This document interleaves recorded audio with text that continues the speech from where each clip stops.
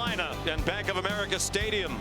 This city and venue very familiar to Dabo Swinney. Tonight he leads Clemson into the ACC championship game for the 10th time, the 8th time here in the Queen City. The Tigers' opponents, ACC newcomer SMU. The Mustangs went 8-0 in conference play. They've won 9 straight overall since Kevin Jennings became their starting quarterback. This is the ACC championship game presented by Geico. First meeting ever in football between Clemson and SMU. The Tigers ranked number 17, 9-3 overall, 7-1 to finish second in the regular season in the ACC. SMU number 8, 11-1, the only loss to BYU. Sean McDonough along with Greg McElroy, joined in just a moment by Molly McGrath. Delighted to have you with us. The scenario pretty simple. If SMU wins this game, they're going to be in the college football playoff. Clemson will be out. If Clemson wins, they're in, obviously, and then SMU is going to have to sweat it out tomorrow with the selection show. I think personally SMU deserves to be in no matter what. I think they're one of the best teams in the country. They have a chance to prove it tonight, and they do feature a great 1-2 punch on offense. If you haven't seen SMU, you are in for a treat. This team is a lot of fun to watch, and it starts with their offense and their quarterback, Kevin Jennings, who was thrust into the starting role after their loss to BYU week 2. All they've done since that point is score 40 points a game and go 9-0. But next to him will be Brashard Smith, a guy that played wide receiver his whole life before switching to running back this year. So still all the traits of a wide receiver, but has really developed that between the tackle rushing ability that has made this offense extremely dynamic and difficult to defend. Yeah, the Ponies, one of the great stories in college football this season. Meanwhile, 1 week ago, right around now, Clemson didn't expect to be playing here tonight. They thought their chances of getting into the college football playoff were gone as well when they lost to South Carolina. But here came Syracuse to knock off Miami to put Clemson in this game. They have another chance. Dabo Swinney said, I feel like the guy who had a pair of 6s and a 2 and then caught another 2 on the river. So if they're going to take advantage of this chance tonight, how's it happen? Cade Klubnik's got to revert back to the guy that he was throughout the season, continuing to be aggressive by pushing it downfield. He's done it before in this game. That was in 2022 when he came on in relief of DJ Uiagalelei and became the game's MVP. But he wanted to do it alone. Phil Maffa will be alongside him, and he's going to have to be a little better than he's been because the last few weeks it has not been quite as consistent running the football, and they're going to need that, even though SMU's defense is one of the best in the country at stopping the run. Down on the field with Dabo Swinney, here's Molly. Coach, your 10th appearance in this game. You've won 8 of them. What will it take to win on this stage again? Oh, man. Well, first of all, I'm just grateful to have the opportunity. You know, not many people get a chance to coach in a game like this, playing it, so I'm thankful and blessed. Happy for our team to be here, but we got to win the big play margin. They're explosive, so we got to find a way to win the big play margin tonight. We're going to have to score some points, obviously winning that turnover margin, but I think in a game like this, red zone defense is critical. 2 years ago when we won it, that was the difference in the game for us, so that's what we got to go do, but it should be a good one. All right, thanks, Coach. Thank Good you. luck. Appreciate Sean. it. They've won their last 8 appearances in the conference championship game. Dabo Swinney 8-1 all time. Lost in his first trip to the title game against Georgia Tech in 2009, which was his first full season as head coach at Clemson. Chilly night here in Charlotte. That might have kept the crowd down just a little bit. SMU won the toss, selected to receive, get that high-flying offense on the field first, engineered by Kevin Jennings. They have dangerous return men back deep, including Brashard Smith. Robert Gunn is the kickoff man. It's almost always a touchback when he kicks off, and this one will be as well. So here come the Mustangs, led by Jennings, redshirt sophomore from Oak Cliff, Texas, in Dallas, about 12 miles away from their campus in Highland Park in the Dallas suburbs. Was the backup to start the year behind the returning starter Preston Stone. But when they lost to BYU in the 3rd game of the year and struggled to score, Jennings came into that game in relief. He became the starter, and he's been the starter ever since.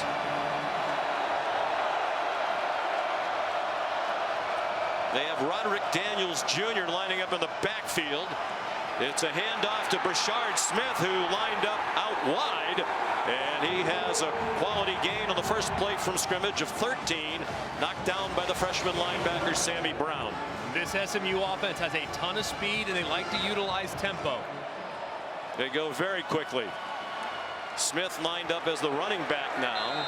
They script the first 15 plays. Casey Woods, the offensive coordinator, told us last night they try to get 7 different players touches in the first 15 plays because they have a lot of weapons on the perimeter. So far, it's 2 carries for Smith.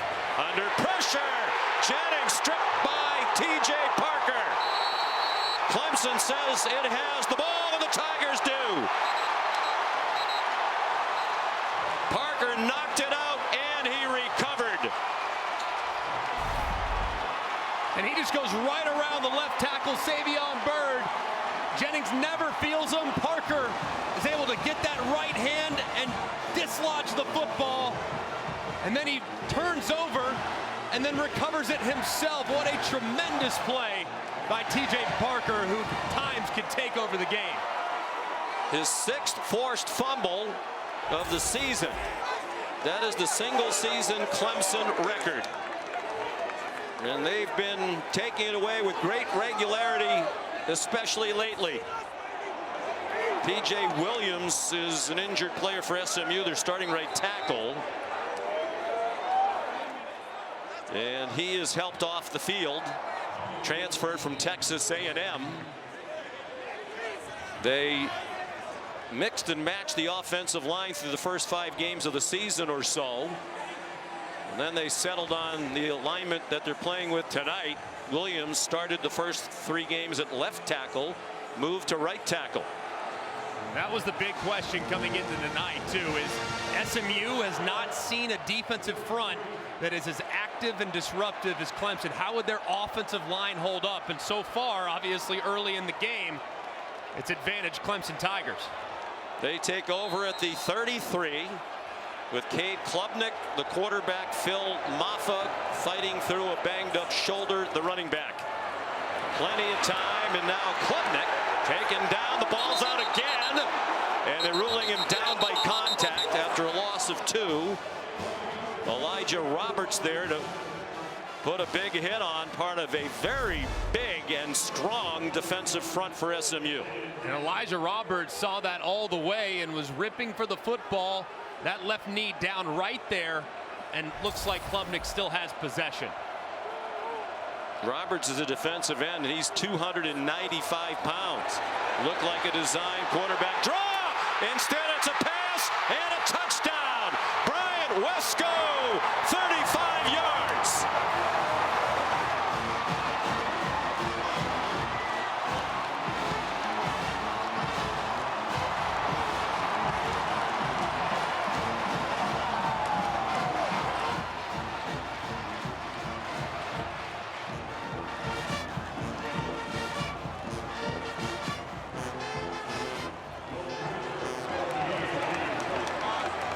Wesco, the touchdown, is 4th of his true freshman season. He grew up in the Dallas area, Midlothian, Texas. The extra point is good by Nolan Hooser. When we spoke to the defensive coordinator for SMU, Scott Simons, yesterday, he said, when I watched the tape, I wonder, why didn't we recruit number 12? And this is just a great job by Cade Klubnik. As soon as he takes off, look at all the defenders fly up. He's got a guy wide open, puts his hand up. Klubnik wisely decides to pull the ball back up and throw it downfield for the touchdown. Very fortunate that there were no offensive linemen downfield, because it looked like that was a designed run all the way, and then a bust defensively no question. led to the easy touchdown. When we spoke with Scott Simons yesterday, as Dabo congratulates Parker on the turnover, he said one of his biggest concerns in this game was the quarterback run, particularly quarterback draw, run by Cade Klubnik. And it started out looking like that's what it was going to be. Ends up as a broken play touchdown. Klubnik's 30th touchdown pass of the season. That's 4th most in the country. Gun again. And it is a touchback. First season for SMU in the ACC. What a year it's been. They won the American Athletic Conference last year beating Tulane in the championship game at Tulane. Officially joined the conference in July. Rhett Lashley's led them now to back-to-back 11-win seasons for the first time in school history. And as we said, 9-0 since Jennings became the starter. They're averaging 39 points per game, fourth in the country. Only Miami, Indiana, and Notre Dame better. Rashard Smith stopped for a 1-yard loss.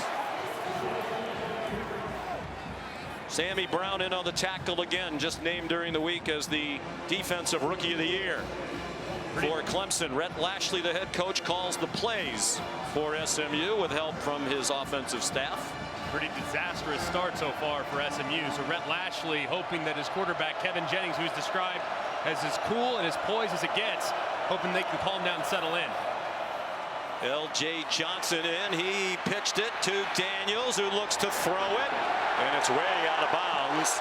Probably a throwaway. Threw in the direction of Romello Brinson, who played in the first 4 games of the year and has not played since. They wanted to redshirt him because they have great depth at wide receiver. But once you get to this part of the year, you don't have to worry about the 4-game maximum. Here's 3rd down and 11. These are the downs that SMU is going to have to avoid throughout the course of the game. 3rd and long, obvious passing situations. Against this pass rush, it's a lot of pressure on that offensive line.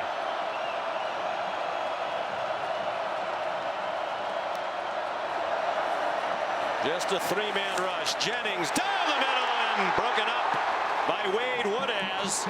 Looked like Roderick Daniels was open and would have made the catch if Woodaz had not gotten a hand on it. And his eyes are in the backfield the whole way. He feels that receiver pushing up through the middle of the defense. He watches it, times the jump perfectly, and gets a piece of it. What a terrific start for Clemson's defense.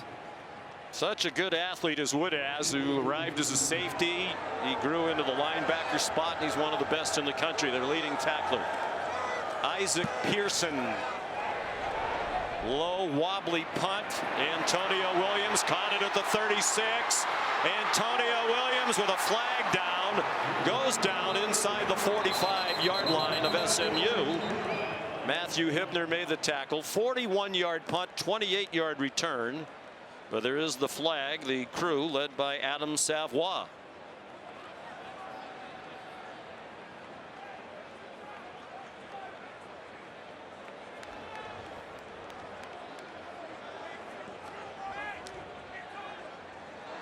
During the return, personal foul, unnecessary roughness, kicking team number 23. 15-yard penalty, automatic first down, timeout on the field. Called on Isaiah Wacobia, their standout defensive back. So great field position again for the Clemson Tigers when we come back.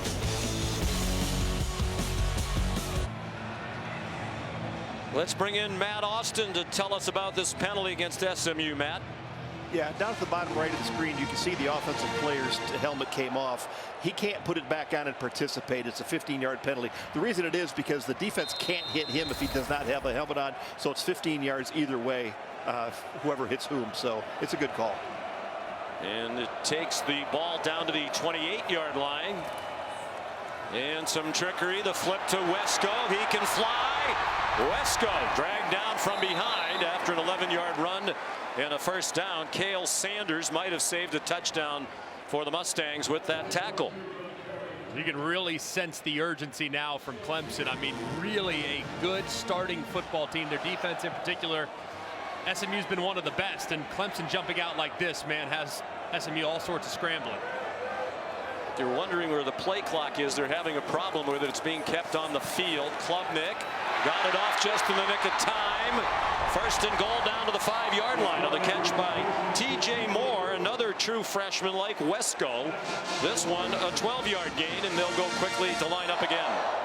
That was a terrific job by Cade Klubnik. Pressure right in his face, stood in there tall, and delivered an accurate strike for first and goal. Getting the play call from Garrett Riley, the offensive coordinator. He was once the OC at SMU. Maffa, the running back, on first and goal. nightmarish start for SMU, trying to minimize the damage. Maffa stacked up at the line of scrimmage. Heading into the Pittsburgh game 3 games ago, he was averaging 109 yards per game. A lot of the coaches we talked to around the ACC said he's the best running back in the league. The shoulder problem, and lately the production just not there at all.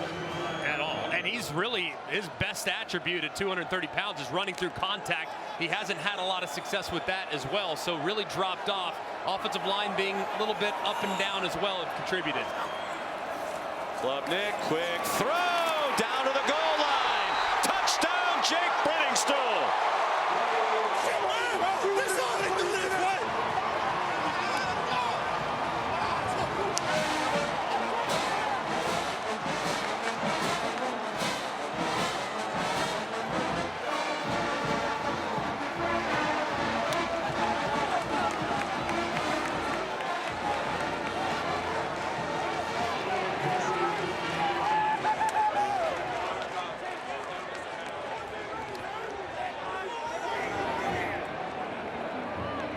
Nolan Hooser, the true freshman, adds the extra point. Just more than 4 minutes gone by. 14-0 Clemson, about a 2.5-point underdog in this matchup. And look how quickly Cade Klubnik's able to catch that ball and release it. With how quickly it comes out, doesn't ever even find the laces or anything. With how quickly he releases that football, it gives his weapon, Brenningstool in this situation, time to catch it with some room and some space to create some forward momentum. And at 250 pounds nearly, the tight end's not going to be stopped at the goal line. Just an ideal start for the Clemson Tigers.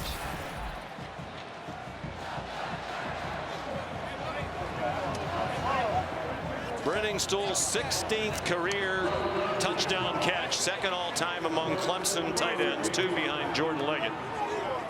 He's in the top 10 all-time in ACC history for touchdown receptions among tight ends. Started tonight, number 9.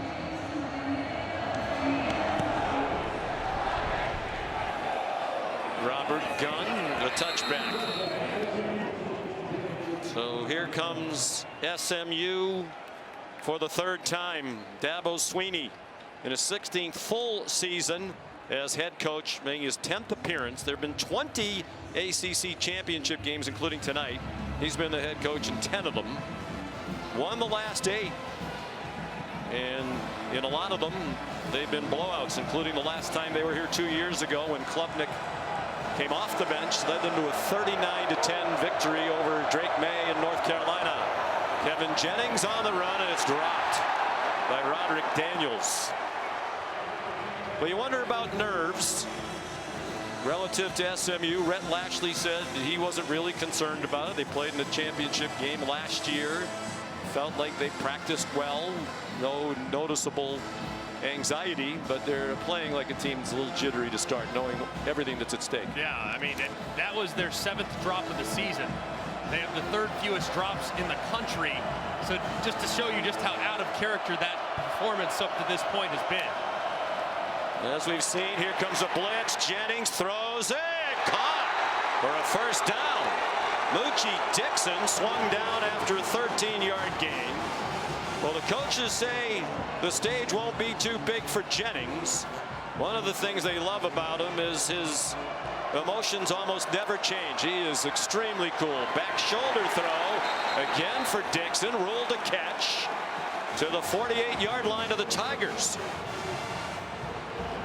Already a pretty impressive response from Jennings. A couple of very accurate throws.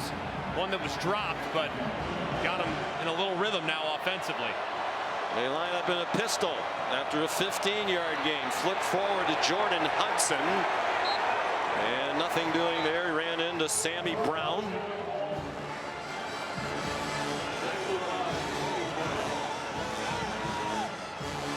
Sammy Brown has such a bright future. Young player, already makes so many impact plays. Just the unfortunate thing, you'd think he'd play all the time. Most places he would, but with the outstanding linebackers they have, had kind of a difficult time carving out a featured role. But man, when he's in there, you certainly notice the difference that he can make. Very highly recruited, won the Butkus Award as the best high school linebacker last year. Here's Brashard Smith spinning for another Mustang first down. 10-yard gain for Smith. First year at SMU, transfer from Miami. They have 9 former Miami Hurricanes on this SMU team. In a blur, they're back over the ball, and another ball that's not caught by Smith, who was exclusively a wide receiver at Miami. As a matter of fact, they weren't going to take him in the transfer portal because they had all of their wide receivers back from a year ago. But after talking to Brashard, the coaches talked amongst themselves. They asked him, would you be willing to be a running back? And it was a learning process. Brett Lashley told us in the spring, Brashard Smith didn't even know what the A-gap was.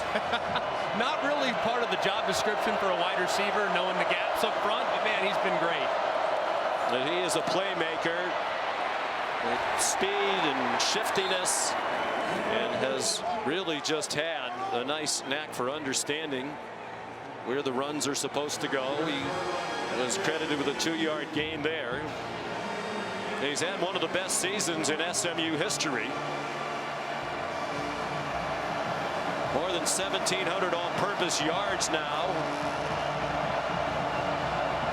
The most for a Mustang since a guy named Eric Dickerson had 1,677 back in 1982. 4-man rush. Jennings fires on target. And lunging for a first down is Romello Brinson, another Miami transfer, played in the first 4 games of the year, sat out to protect a red shirt, and has the catch. Good for 10. This has been a really nice response from SMU's offense. Everything in a blender those first couple possessions, but now you see how quickly Kevin Jennings is getting rid of the football. That's imperative. They know they have a disadvantage against Clemson's defensive line with their offensive line, so he's got to get rid of it quick and make sharp decisions for Rhett Lashley.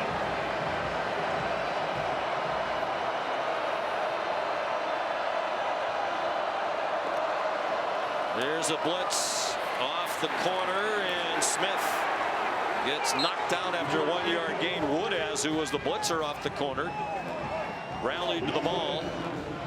Junior from Tampa did not play against Pittsburgh late in the year and against the Citadel. Returned last week against South Carolina.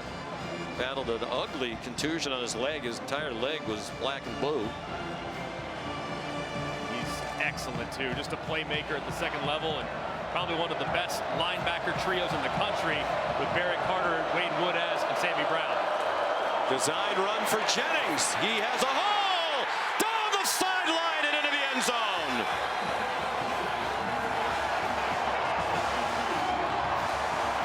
Kevin Jennings, a 24-yard touchdown run. And an impressive response by the Mustangs with everything going against them early. Just a thing of beauty on quarterback counter, but watch also number 8, the wide receiver Jordan Hudson, how he just cleans out R.J. Mickens. Didn't account for him initially, and then he hammers him, which allows Jennings to get to the edge, and the Mustangs are on the board.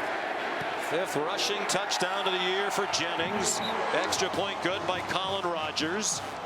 And the Ponies go 75 yards in 11 plays, led by their poised redshirt sophomore quarterback Kevin Jennings. 14-7 Clemson.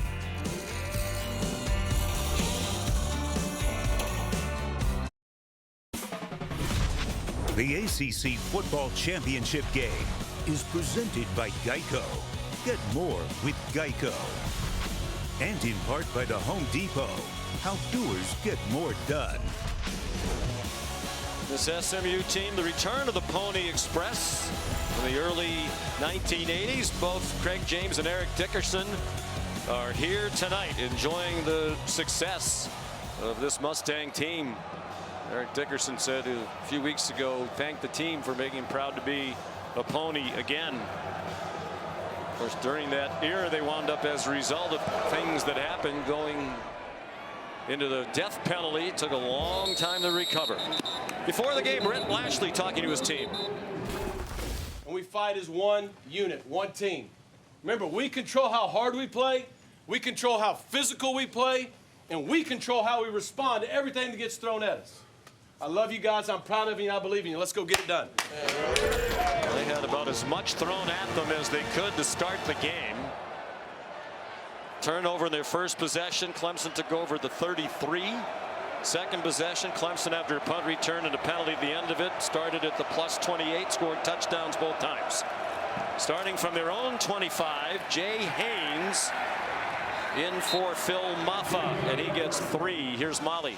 Well, Sean, the message on SMU's sideline is all about response. When the Mustangs started moving the ball, defensive players told each other, we'll be okay. We're settling in. We got this. Drawing confidence from their offense. Coaches trying to calm them down, saying the offense bounced back. Now it's our turn. Brett Lashley, impressive. 41-year-old Arkansas native. There's the quarterback draw they were afraid of. And a big hit by the Stanford transfer, Jonathan McGill, after a 6-yard run by Klubnik. Brett Lashley, far and away the ACC Coach of the Year. Was nearly unanimous as they went 8-0 in league play, their first year in the league.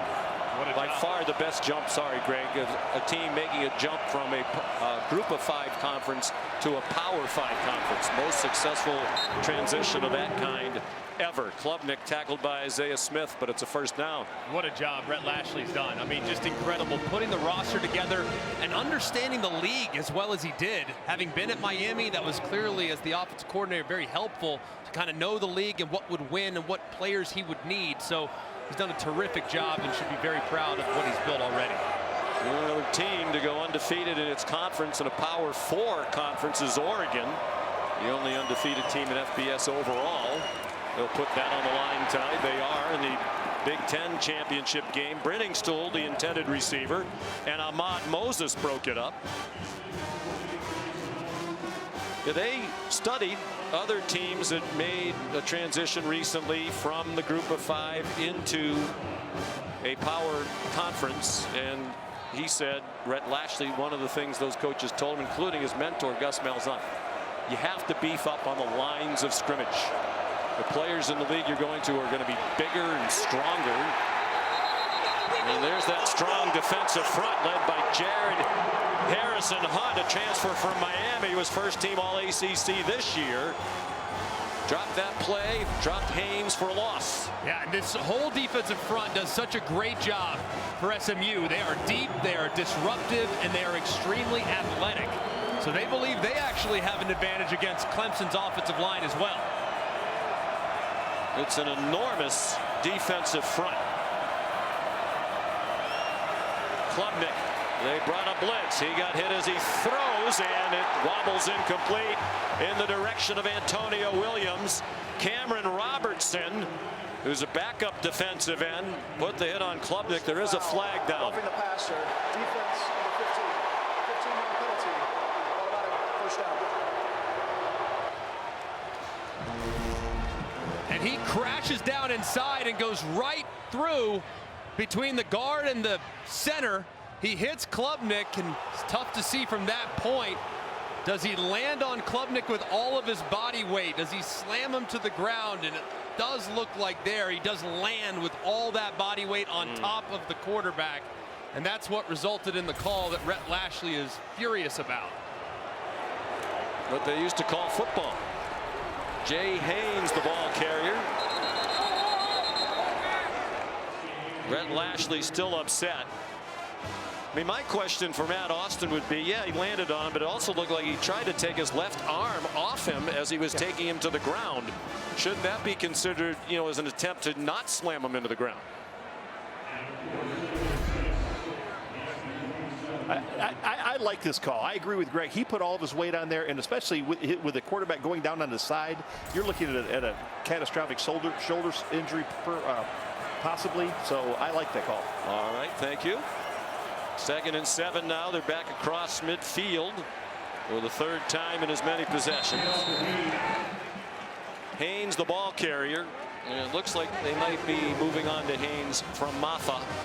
He's a speedy redshirt freshman. They think he can be a home run hitter with his speed. Now they still want to make sure that Maffa has a piece, but Haynes is someone they plan on featuring in this run game. So Haynes will take some of the load, and then Cade Klubnik will also be very impactful with his legs as well. He might run it here on a third and short.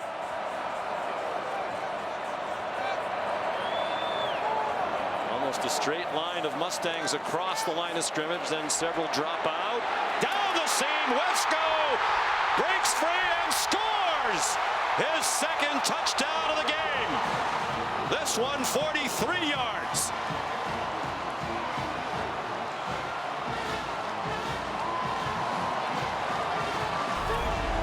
This is just a disguise, but they can't get deep enough, and Wesco's able to just split it right there. They're trying to show like they're going to blitz, and they can't get over the top of Wesco. It's a perfect throw by Cade Klubnik. You cannot throw that ball any better, and Wesco breaks a tackle, and he's off to the races. The disguise does not pay off there. Deuce Harmon had a chance to make the tackle and did not. If there's been a weakness of the SMU defense, it's been cornerback play, although their coaches say that's been better down the stretch. Wesco, his second touchdown. 21-7 Clemson. Klubnik has thrown 3 against Rhett Lashley's team. Tomorrow, the exclusive reveal of the final college football playoff top 25 rankings in a 4-hour special. Reese, Greg, the guys will unveil, break down, react to the matchups in the inaugural 12-team playoff field. That's at noon on ESPN and the app after Sunday NFL Countdown. Robert Gunn kicks off again. He's leg weary already. It's a touchback. Here's Kevin Nagandi. Sean, good evening. Time now for the Chick-fil-A Move on the Field book. Big Ten Championship. #1 Oregon striking first. Dylan Gabriel, the Kenyan Sadiq. Know that I love Gabriel's read right here, and then looking like Edwin Moses from the U.S. Olympic hurling competition. Sadiq, 2 touchdown catches from Gabriel. 14-10 right now. Oregon over Penn State. Back to you, Sean, Greg, and Molly. All right, gentlemen, thank you. Here it's 21-7. SMU came in giving up just under 20 points per game, #1 in the conference in scoring defense. But the Tigers have 3 touchdowns already, still 3.5 to go in the first quarter. Jennings on the run, nice catch. First down for Daniels out to the 43-yard line. An 18-yard pickup for SMU. These first 12 minutes are any indicator. This might become a bit of a track meet, my friend. These offenses and quarterbacks are on fire. In a game between the 2 best scoring defenses in the ACC. Jennings throws on the run. Crowd was oohing and ahhing. There must have been a big hit somewhere. Perhaps they wanted a holding call against Savion Byrd, who was engaged with TJ Parker. Predominantly a pro-Clemson crowd here. It's about a 2.5-hour drive from their campus in South Carolina to here in Charlotte, which is on the border of South Carolina. They crowd the line of scrimmage, do the Tigers. Rashard Smith couldn't break free. Barrett Carter finished him off. First team all-conference at the linebacker spot in his final season as a Clemson Tiger. Big down here for this SMU offense. Defense so far has no answers for Clemson's attack, so got to make sure you can keep up. And 3rd and long, very difficult for Kevin Jennings against this pass rush. 2 receivers wide either side, and now they go empty with Rashard Smith in the right slot. Jennings a lot of time and now running out of it. They rushed 3 originally, then Woodaz joined the party, and Jennings threw an interception. Just trying to throw it away, and he threw it to Khalil Barnes.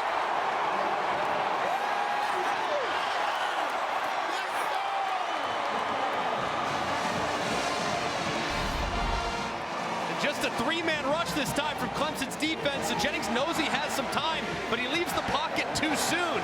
This accelerates the process, which allows Woodaz to come and attack him and forces him to try to throw it away. But what a disastrous decision by Jennings. His eyes were to the left, throws it to the right, never sees Barnes, who picks it off And Rhett Lashley's offense has now given the ball to Clemson multiple times with great field position.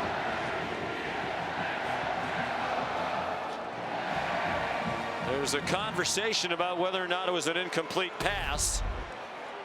Did it hit the ground before Barnes, the sophomore, got his hands under it?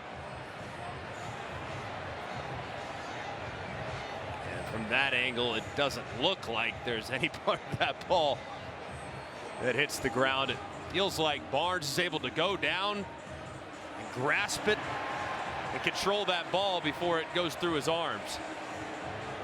If it stands, it'll be his 4th interception of the year. In his 2nd in as many games. He had what looked to be a very big interception last week against South Carolina when he picked off Lenoris Sellers early in the 4th quarter with Clemson protecting a 14-7 lead. A lead they squandered. And they don't do that very often. After further review, it's an interception. First down. In fact, it was just the 5th time under Dabo Swinney they had blown a lead of 7 points or more in a 4th quarter. Matt, you had a chance to listen into the conversation with the ACC replay folks. Yeah, it was very interesting. Originally, that we all thought that the call in the field was a catch. The officials on the field overturned it fairly quickly. Replay officials had already had a good look at it, made the determination they were going to stop it if they went with the incomplete pass, which they did. So they stopped it and were able to make the decision very quickly that it was a catch. And you agree with it? Absolutely. So they start in SMU territory for the 3rd time in 4 possessions. Cade Klubnik hit as he throws again, and it's broken up. Intended for Jake Brenningstool, and a diving breakup by Kobe Wilson. So far, they've really tried to make Brenningstool a big part of this plan so far. This SMU linebacker core a little bit undersized. It's a good play there by Kobe Wilson. He's giving up 6 inches to Brenningstool, so you would anticipate Brenningstool getting more looks throughout the game. They give it to Jay Haynes, and he's down near the 40. Cade Klubnik, 3 touchdown passes already. He is the first quarterback ever to throw 3 touchdown passes in a single quarter, in any quarter of an ACC championship game. And this is the 20th edition. Taking up right where he left off in the stadium 2 years ago when he came off the bench in relief of DJ Uiagalelei for the 3rd drive of the game against North Carolina and led them to victory over the Tar Heels. And he has been the starter ever since. Haynes remains the running back. There's Brenningstool right on cue from Greg McElroy to the 32 and a first down. 8-yard gain. And they blitz off the edge, which means Brenningstool is just going to wrap right around here. Knows that there's really nowhere that Cade Klubnik's going to be looking other than there. A fake handoff. Here's Antonio Williams, dumped at the line of scrimmage, maybe even just behind it by Isaiah Wacobia, first team all-conference defensive back this season. One of the best defensive backs in the country, redshirt junior from Dallas. That secondary, they have their hands full against this outstanding group of pass catchers. 3 wide receivers, a tight end that can all really hurt you through the air. The blitz. Klubnik, wide open receivers. T.J. Moore, and a good tackle to stop him short of the line to gain by Cale Sanders, transfer from Fresno State. Pretty impressive so far. I mean, Cade Klubnik, he's on fire, and he's gotten hit a bunch. I mean, SMU's had unblocked linebackers blitzing multiple times. He's been able to beat them with the throw, so he's clearly seeing the field really well tonight and being very decisive by getting rid of it quickly. SMU hoping the hits might take their toll over time. Right now they're just trying to hang in there with Klubnik and the Tigers. ESPN's presentation of college football on ABC will return after this message and a word from our ABC stations. This is Dr. Pepper Championship Week.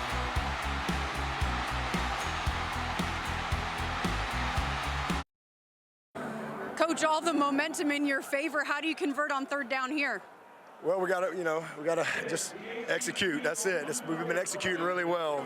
These first 3 drives, defense got 2 big turnovers, gave up 1 big play, and right now we're winning the big play margin. That's going to be and the turnover margin. So, long way to go. This is a very explosive team. And we just got to find a way right here to get these 3 yards. We're in scoring position, so no negative plays. See if we can go get another one. Thank you, Coach. Okay. They are in field goal range. They're playing without Phil Maffa, their top running back. Back shoulder throw went through the hands of T.J. Moore. Deuce Harmon had the coverage. It's the first time Clemson has not converted on 3rd down. They're 3 out of 4 now, and all 4 of them have been 3 yards or fewer. And it was a nice throw, too, by Klubnik. He put it right on the back shoulder, and that's one that Moore should probably reel in.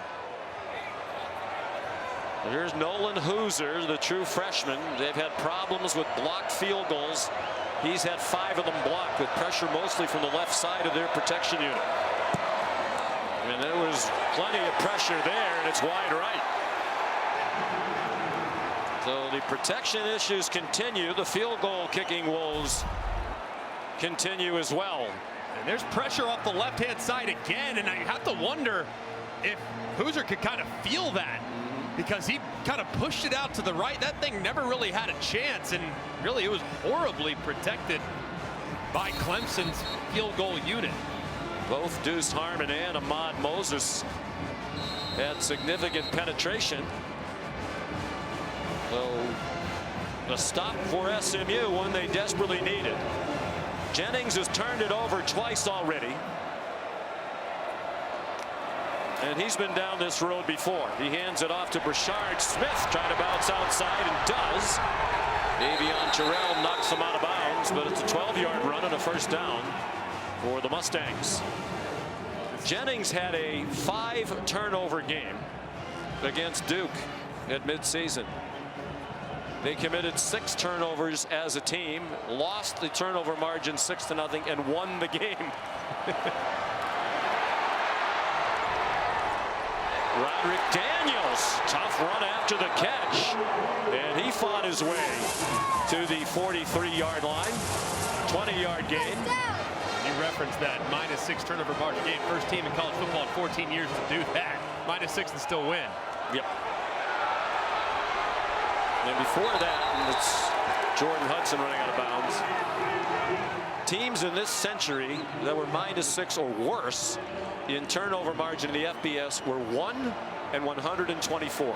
The only win was the one you referenced. Marshall was -6 and beat Memphis back in 2011. Rashard Smith carries. And the point is, as the coach has said, doesn't faze Kevin Jennings. He just continues to bounce back and play. They blocked a late field goal at the end of regulation to force overtime against a very good Duke team that finished 9-3. Trey Williams, backup defensive lineman, is the injured player. I think that's the next layer too. You referenced it was -6 against Duke, who's a 9-3 football team. Yeah, and the narrative is, oh, the ACC isn't that good. And I think that's very unfair to teams like Duke and Louisville. We saw how good Georgia Tech was, the game they probably should have won on Thanksgiving weekend against Georgia. But there's the note that we were just mentioning. And that was at mid-season. That was the 5th of their now 9 straight wins. 1st and 10. The Mustangs on the move. Jennings is 7 out of 12 for 84 and the bad interception. He's lost a fumble. He's been sacked once. This play in trouble, and Daniels dropped for a loss by T.J. Parker. One of the best defensive ends in the country for a 5-yard loss. And he sees it the whole way. He sees the motion initiate.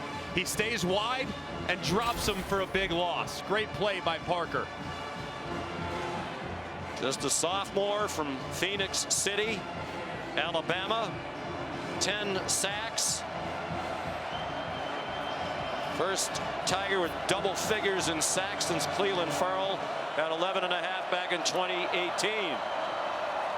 Design rollout, pump fake. Jennings ran away from Cade Denhoff but couldn't stay in bounds after he had some room. went out back at the 39. A 1-yard loss. They do have a field goal kicker with a huge leg. Colin Rogers has made 7 field goals of 50+. They just know that they can make it from this distance, but if you're Kevin Jennings, quick reminder from his coordinator, Rhett Lash, you cannot take a sack here. You have to get positive yardage because a sack knocks us out of field goal range.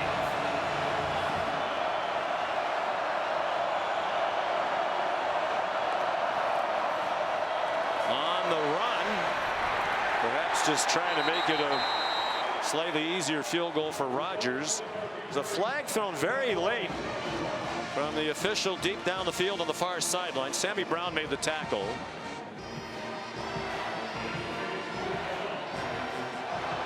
And they've picked up the flag. Might have actually been a piece of equipment that was retrieved by one of the officials in the back. So here's Rogers. 7 50-yard plus field goals. The record is 8 by the great Fuad Revez for Tennessee way back in 1982. That one is just short from 53 yards. Really no breeze to speak of. It is a bit of a chilly night, and apparently Rogers didn't get quite all of that one. Yeah, good snap, good hold, ball, a little over rotated, so might have caught it just a touch low, and as a result, it comes up short. Look at you going all Joe Tessitore on me, special teams analyst. It's V-Week on ESPN as we continue Jim Valvano's fight against cancer. And we hope you'll donate during V-Week. Here's Antonio Williams trying to turn the corner, and he could not. Terrific wide receiver, injury-free this year, and he's had 66 catches, far and away their team lead. Turned first-team all-conference honors. A little bit quiet so far for him, but it's only a matter of time, and he's electric in the slot. Lashley upset about something, not sure what he's mad about, but yelling at the officials. Was definitely upset about that very important roughing the passer call. Phil Moffa's back in the game, blocking for Klubnik, who fumbled the football. And the Tigers believe they got it back. Ahmad Moses there to help knock it out. And it was recovered by Jake Brenningstole. So no action yet at club takeaway, as the SMU defense calls it when they get a turnover. Just a perfect hit by Moses. I mean, shoulder right into the football. Well, lucky enough for Klubnik, his big physical tight end's there to jump on it.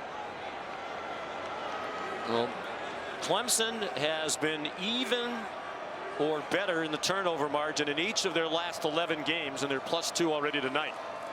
4-man rush. Klubnik steps up close to the line and throws it away just as he got to the line. Pursued by Ahmad Walker, talented senior linebacker, transfer from Liberty. Both Walker and Wilson, both linebackers for SMU, really tall task tonight. Not only do they have to deal with the 6'6" Brenningstole, but you talk to the SMU coach, they're very concerned about Cade Klubnik's legs, and the linebackers are the ones that will have to neutralize that.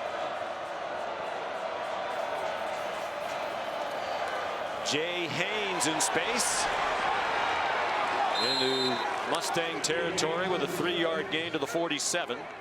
Tackled by the other linebacker, one of the team captains, Kobe Wilson. Transfer from Temple, playing in his 56th college game. He's their leading tackler for the year.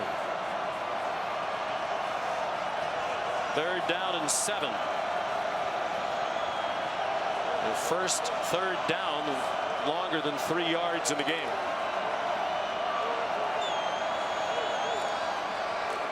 Pressure in his face, and it's broken up. Intended for Brenningstole and knocked away by Ahmad Moses.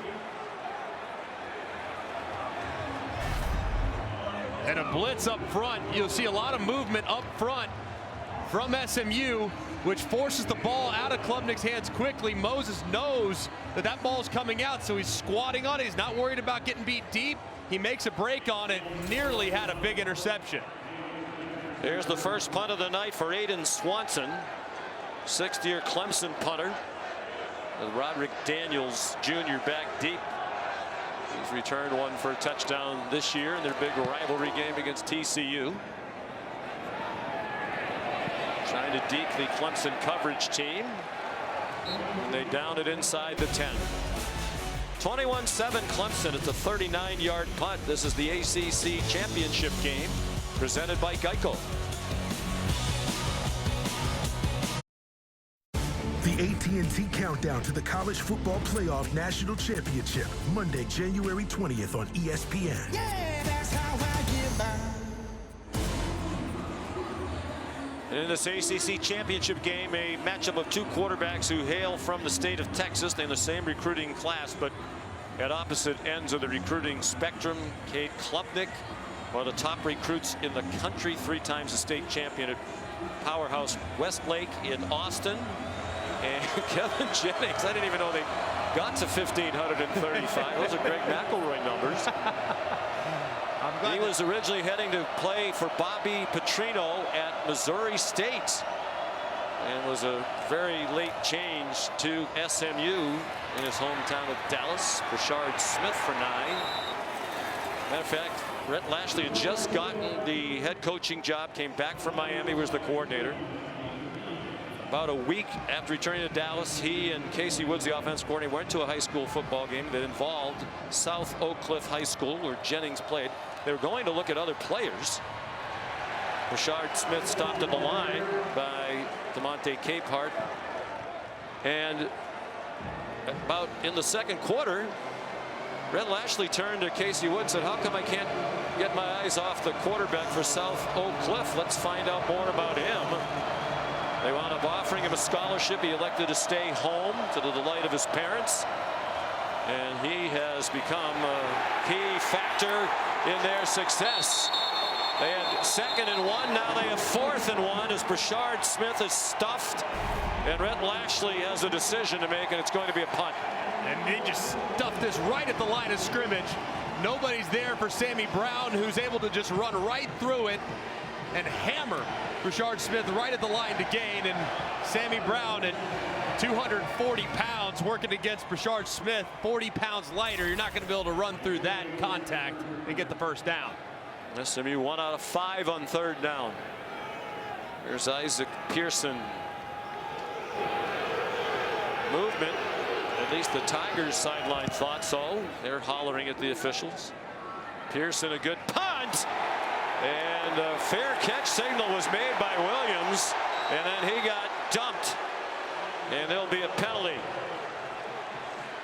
Jordan Hudson apparently didn't see the fair catch signal. 44-yard punt for Pearson. It was a coal miner in Australia, and they decided maybe punting in college football would be a better life. Personal foul, unnecessary roughness, kicking team number 8, 15-yard penalty, first out.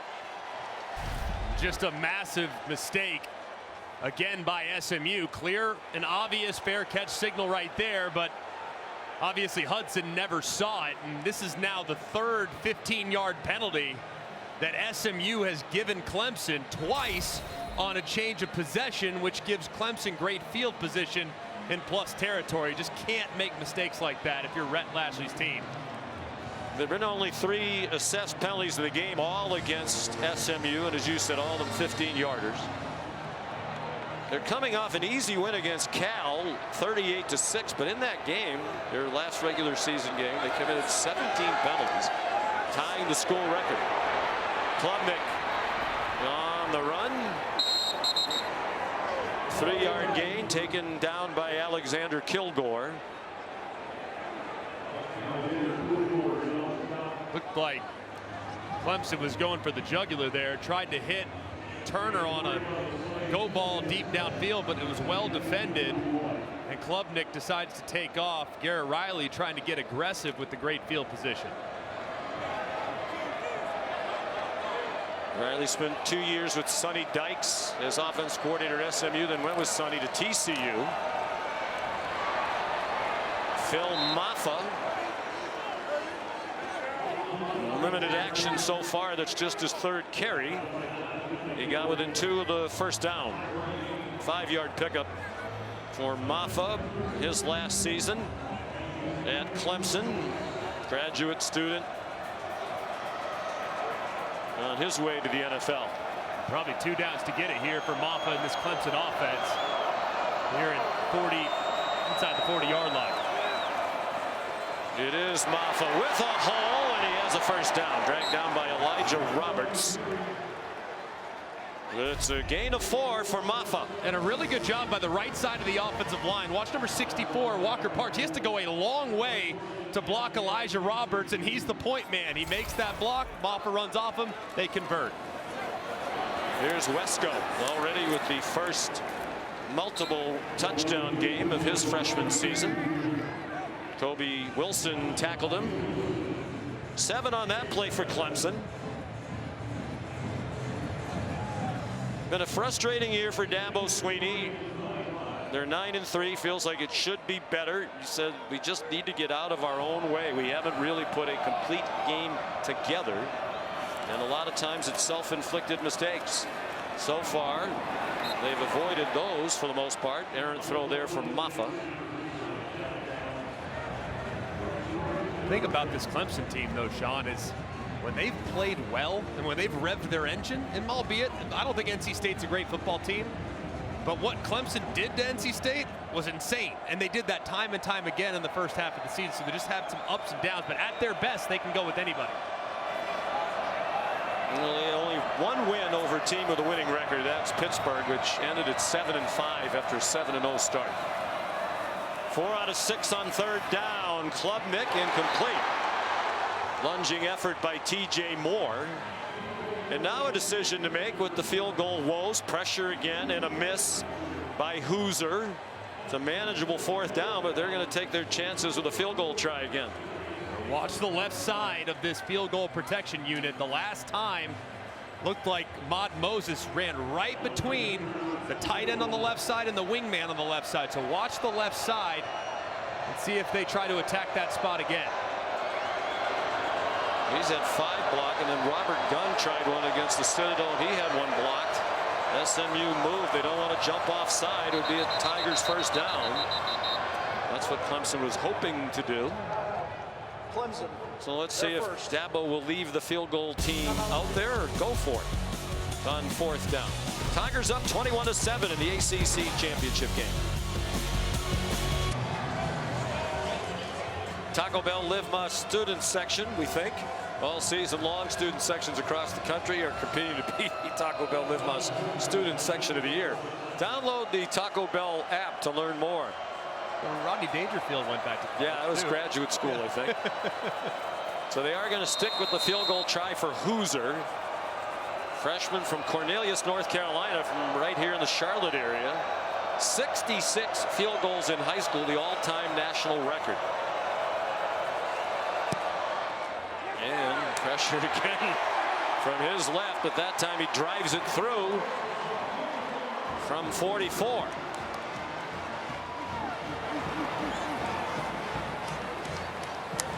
So it's 24-7 for Dabo Swinney here in the 2nd quarter.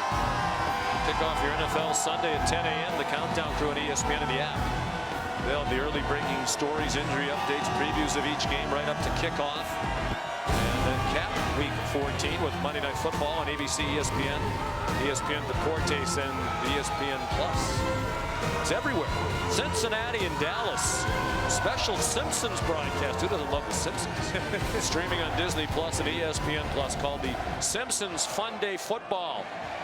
Game transformed real-time and animated into the iconic world of the Simpsons. I know who'll be watching that. My brother Ryan.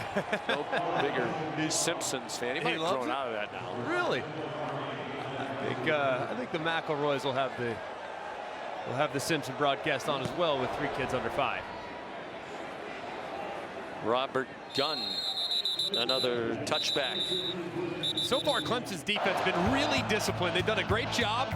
They've only rushed 3 here, but look at the linebackers. Look how quickly they close, and look at the coverage downfield. It's excellent. They're just draped all over these wide receivers. There's nowhere for Kevin Jennings to go. And then they try to go a little misdirection, fake it out to the left. Doesn't fool Denhoff whatsoever. He stays at home, but look at the coverage downfield. There's nowhere for Jennings to go. They've been very disciplined so far in the first quarter and change of this ball game, not allowing the scramble plays that allow SMU to thrive. Out of the pistol, Rashard Smith finds some room. And he gets dragged down across the 45 by Khalil Barnes. 21 yards for Smith. I mean, that guy did not play wide receiver. That is a running back right there. Incredible. That was an unbelievable cut. Great vision. Jennings, and incomplete. Jaden Lucas had very tight coverage on Moochie Dixon. The largest deficit SMU has faced all season. They were down by 11 in the season opener against Nevada and rallied to win 29-24. The good news if you're SMU, though, Sean, is that they have that tempo. That's who they are. That's their identity. They can score points quickly, but they got to quit making the mistakes. Penalties and turnovers are killing it. Feels like a very important drive for them here. 5-man rush. It's blocked, and Jennings, nice tackle by Avion Terrell on Jordan Hudson. They're playing without Jake Bailey, who was their leading receiver last year, and R.J. Maryland, a great tight end. Both of them injured and not here tonight, but still plenty of depth at both positions. Well, most of the third downs here, Clemson has been rushing just 3 defensive linemen. This time, does Wes Goodwin, the defensive coordinator, decide to bring pressure? Is this the time he blitzes? That's what I would do, maybe catch SMU off guard. The huddle by SMU, a rarity. Looked like Clemson might have been offside. T.J. Parker apparently timed it perfectly and drops Jennings for a loss for Wes Goodwin, the defensive coordinator. Well, a lot of movement before the snap, but they anticipate quarterback run. They bring a little pressure, run stun inside, and a great play, too, by Woodaz at the second level, kind of blowing things up, forcing Jennings to cut back to his left where he had some help. Just a great defensive play by the Tigers. So here's Isaac Pearson to punt again.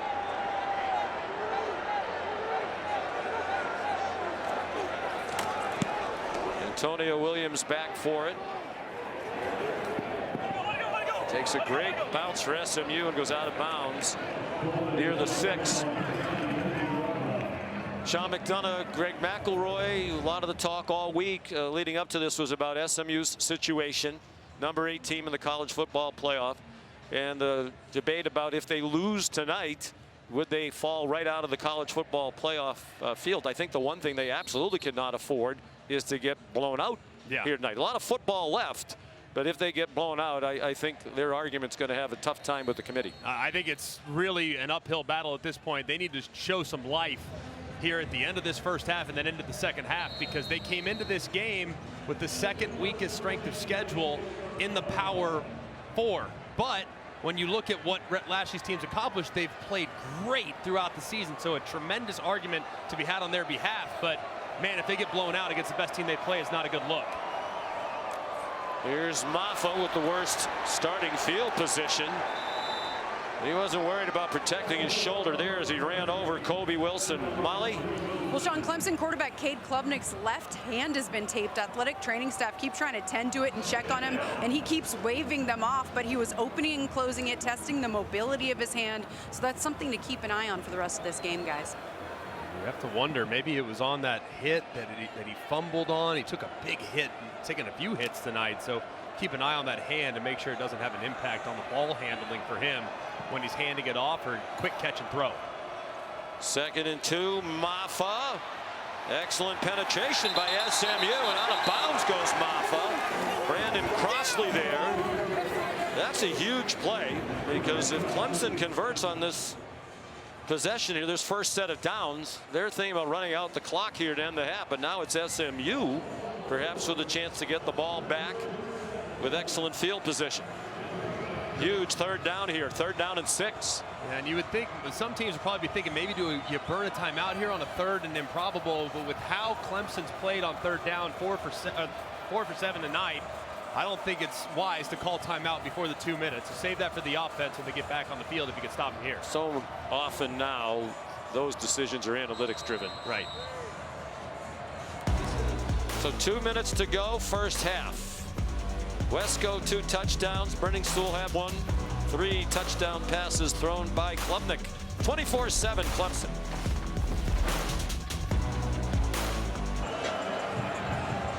A staple of Dr. Pepper Championship Week, the Dr. Pepper Tuition Giveaway coming up at halftime. Stay tuned to watch 2 deserving students compete for a life-changing grand prize of $100,000 in tuition from Dr. Pepper.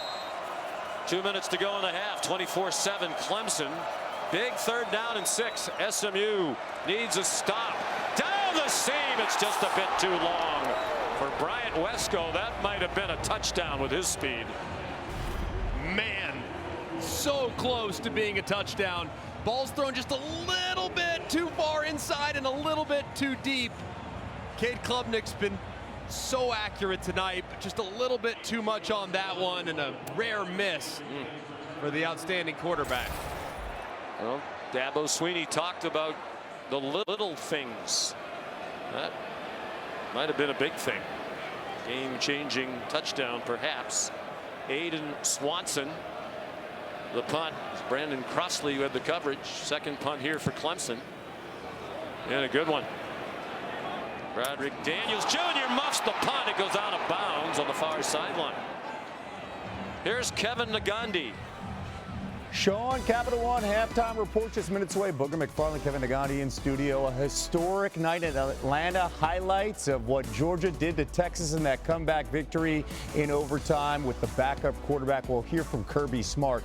Styles, they win fights. What are you seeing from Clemson? Well, Clemson's defensive line is doing an outstanding job against SMU's offense and Kevin Jennings.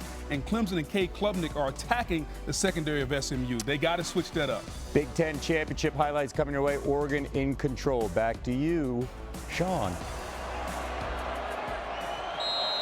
All right, Kevin Booger, thank you. Best starting field position for SMU tonight. All 3 timeouts for the Mustangs. Peter Woods put the heat on Jennings, who threw it away.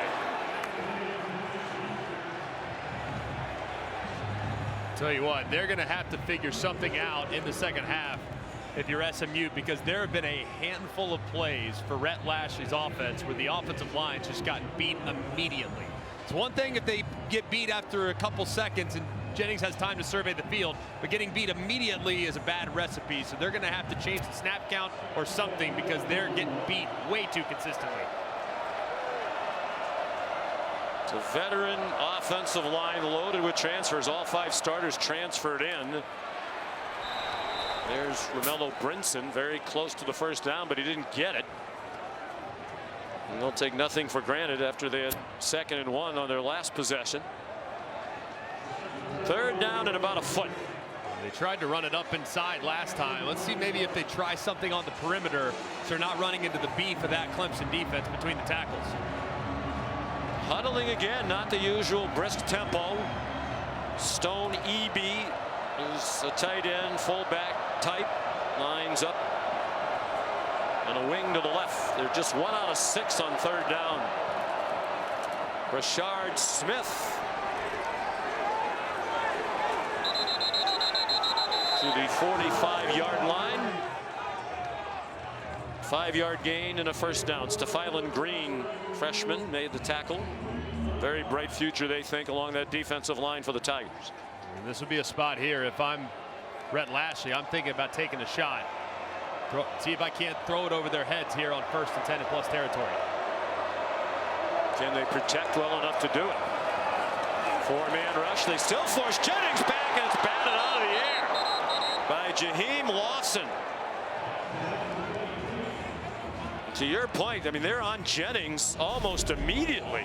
Yeah, and he's just drifting back in the pocket, too. Might have gotten away with a hold inside. No question. You saw Justin Osborne had a handful of Peter Woods' jersey. Good play there by Jaheim Lawson on the edge. Brother of Shaq Lawson, the former Clemson All-American. First-round NFL draft pick back in 2016. He was an ACC champion for the Clemson Tigers. During that run of 6 straight conference titles, they blitz. And the pass caught by Matthew Hibner. I guess my question, Greg, is why would you blitz when you're getting plenty of pressure with 3 and 4? Yeah, I mean, I think probably just to hit and affect Kevin Jennings, because if you watch Kevin Jennings, he's a little skittish in the pocket from time to time. Wes Goodwin knows that. He's a young player, 10th start, or excuse me, 12th start, 10th start this season. If you hit him, it can affect him, so the blitz just kind of disrupting his eyes. They list him at 185. That's a little generous. He's on target. Will they give him forward progress? It doesn't matter. The receiver, Jordan Hudson, lunged back to get the first down with Avion Terrell there to make the tackle. Progressive pylon cam shows you it does look like maybe pushed back ever so slightly, but watch the extension here at the end. That's what will give him the first down. 4-yard gain to the end zone and incomplete. One-on-one Moochie Dixon with Jaden Lucas. There's a flag down at the line of scrimmage. Far side of the field. Clemson has not been assessed a penalty yet.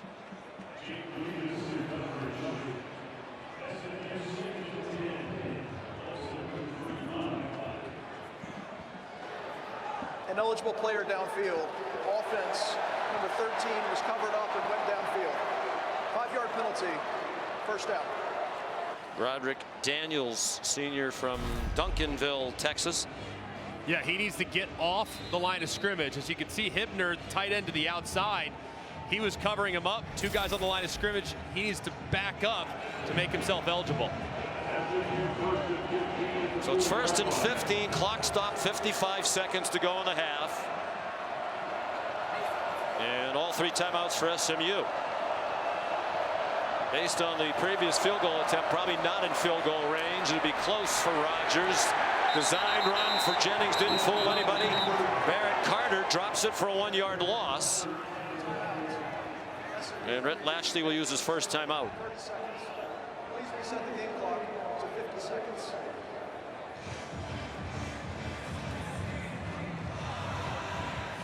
So here's the college football playoff rankings brought to you by AT&T. Entering today's action, number 1 Oregon leading in the Big Ten championship game. Georgia in overtime defeated Texas. And of course the big debate, the committee has said basically, the teams that aren't playing from Alabama down, they're not going to be reevaluated. They're not doing anything to change their resume. So the question really becomes, if Clemson wins this game and they're in, does SMU fall out, and would Alabama be the 12th team? And for those that are looking at it too, the Big 12 champion will also be in too. So Arizona State winning, they'll be in. Which they're automatically in. They weren't on that list. Correct. They were in the mid-teens, as was Iowa State. But impressive win for Arizona State. They hammered the Cyclones in the Big 12 title game today. Jennings on 2nd and 16, given time that time. Checked it down. It was broken up by Barrett Carter. He blasted Brashard Smith. And that'll be interesting too, and you'll be talking about with Reese tomorrow.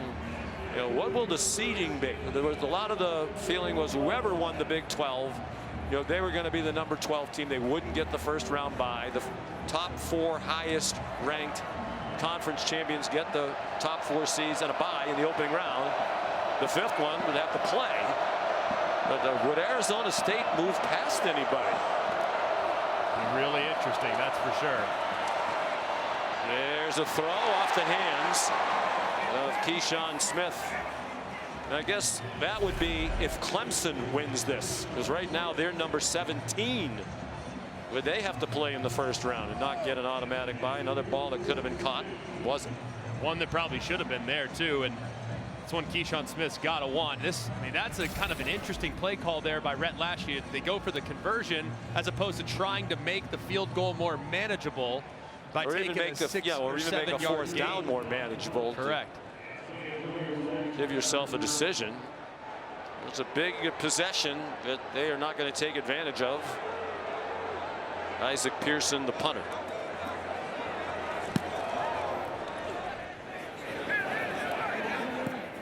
Tony Williams just got away from it.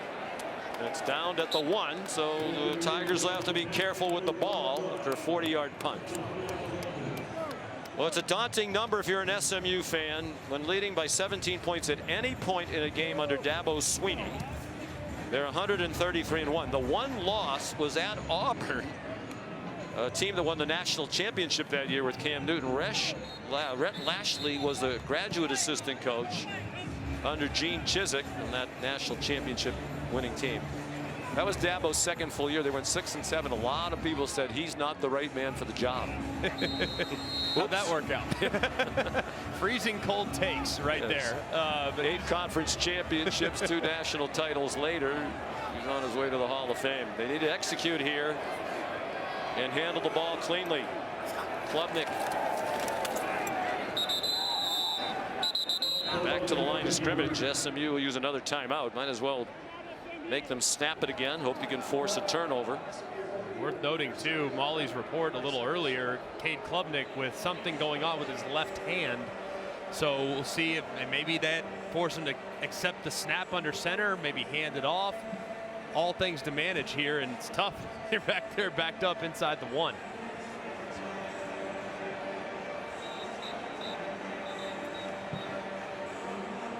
Here's the quarterback comparison. 3 touchdown passes. The single game record, of course they only play 1 game in the ACC championship. The ACC championship game record for touchdown passes is 4. And that was by Trevor Lawrence of Clemson 2019 in a win against Virginia. So Klubnik will have another half to tie that record or perhaps even surpass it. He's cooled off a little bit. I mean, he started 8 for 10. As you can see that bandage on his left hand. And that left hand will be the receiving hand. The right hand's on top, the left hand's underneath. Shouldn't have much of an effect, but maybe it will. We'll see. Klubnik started 8 out of 10. He's 3 for 9 here in the second quarter. He gets a little breathing room out to the 3. SMU has another timeout, and Rhett Lashley will use it.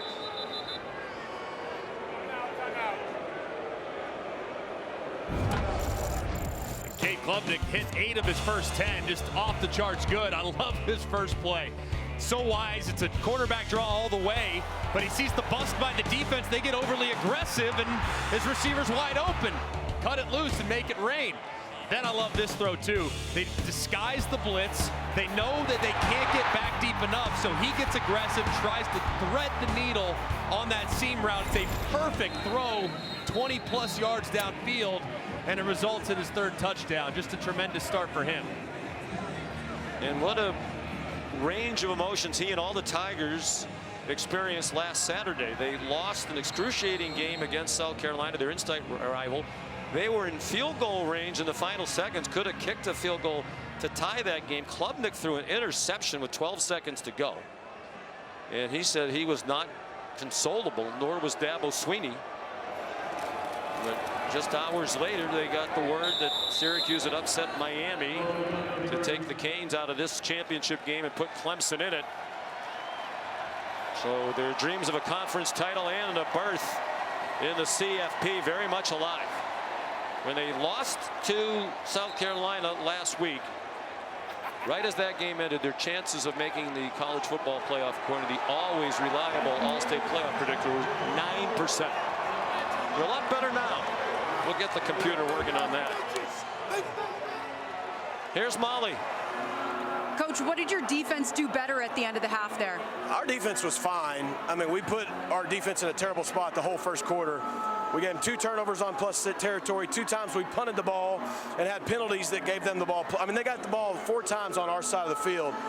And, you know, we dropped, I don't know how many balls. So the way we played, the fact that it's 24-7 is a miracle. We got to regroup. They can do it in a half. We can do it in a half. All right. Thank you, Coach. Thanks, Molly. Clemson's won 99 straight with a lead of 10+ points at the half. And that last loss in that situation was that same game in 2010. Rhett Lashley was there with Auburn. 24-7 Clemson at halftime. The Capital One halftime report after this message and a word from our ABC stations.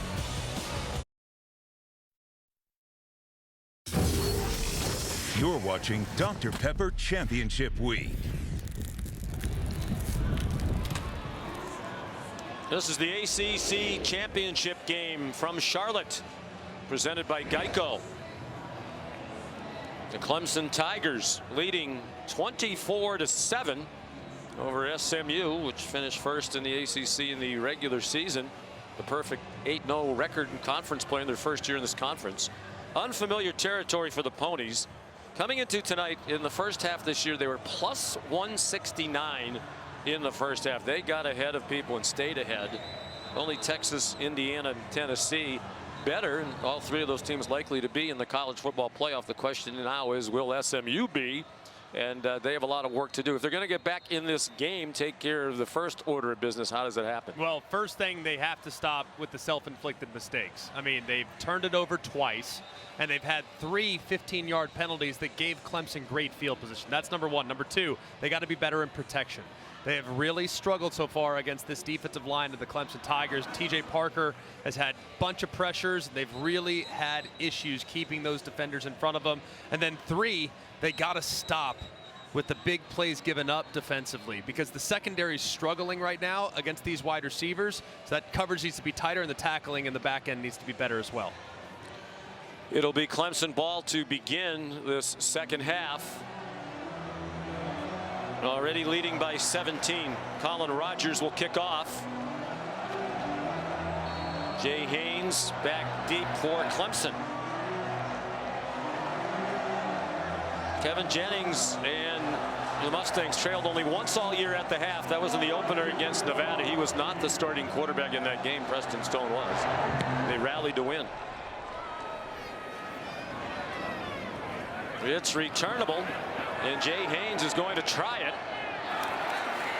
And he stopped short of the 20, down to the 17. Here's Molly McGrath.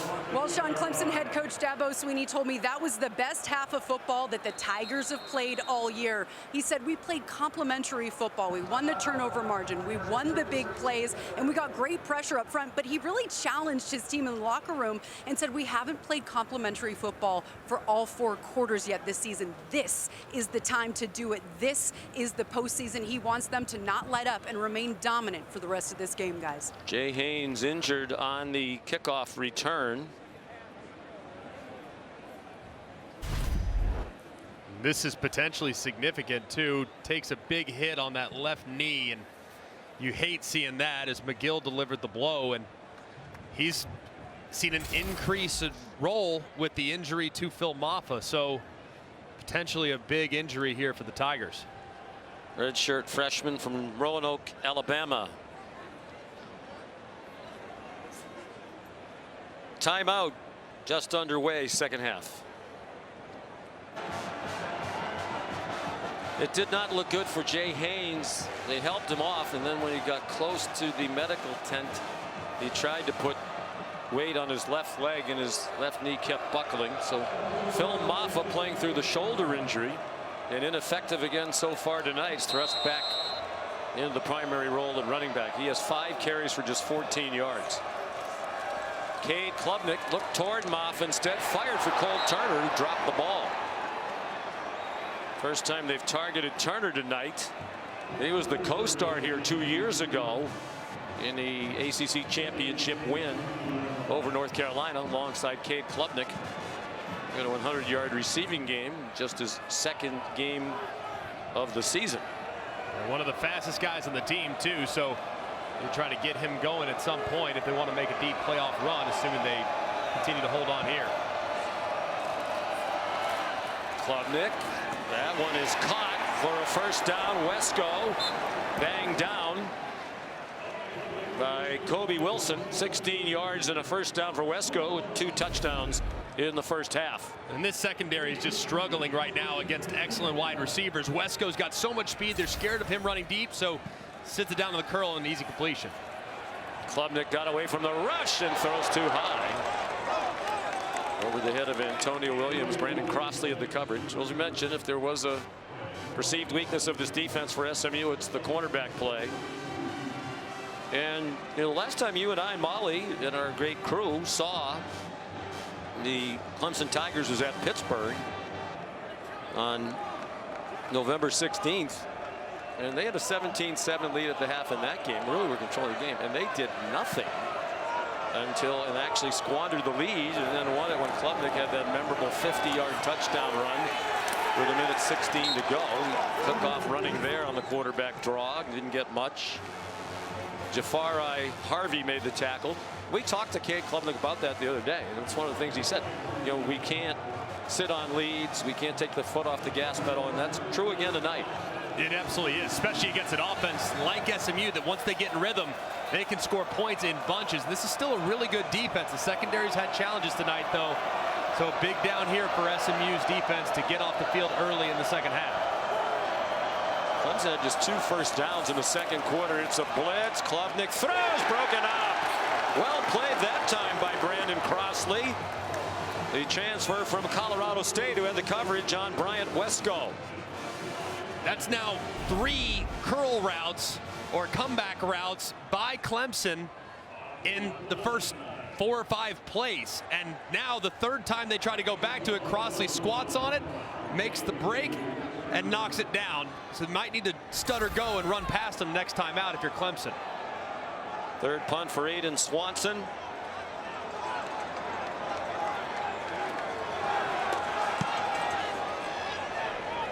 Short. And now it starts rolling back, so it'll be down by Ronan Hannafin. The 26-yard line, 41-yard punt. First half was really a lot of mistakes by the SMU offense. Started early with a fumble forced by TJ Parker, and then Jennings throws it away and right in the waiting arms of Barnes, and then a missed field goal that came up just a little bit short. What we didn't show you were 3 15-yard penalties as well that gave great field position, so a lot of mistakes. Haynes getting on the cart. Looks like he's finished for the night. Here's Jennings. Scrambled away and got a yard, shoved out by R.J. Mickens. It was a question mark during the week. Mickens got injured late in the game against South Carolina last week. Actually got injured on the turned out to be the winning touchdown run with just more than a minute to go by Lenora Sellers. Jennings winds up and fires, and a nice catch for a first down. Hands catch by Romello Brinson with Avion Terrell in coverage. 12-yard gain.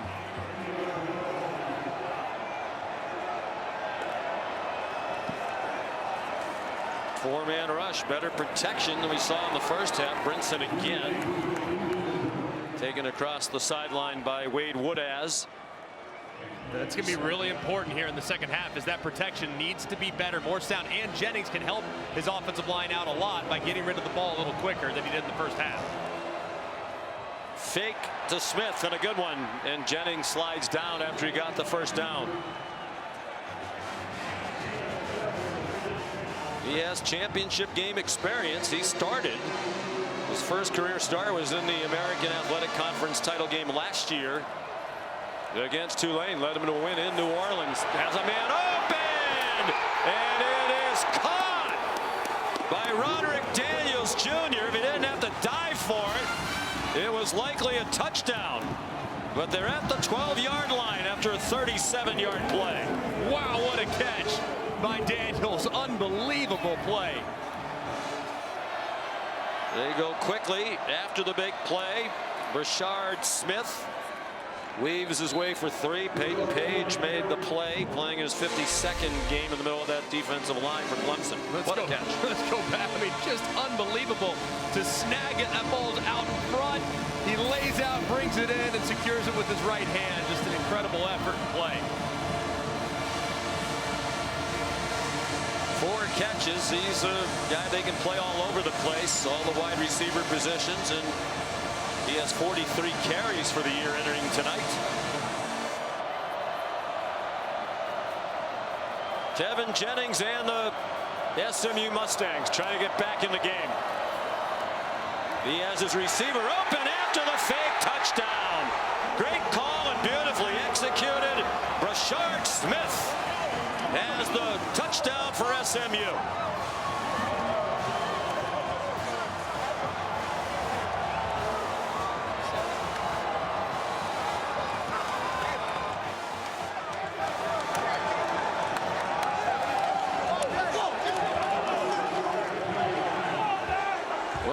for Smith.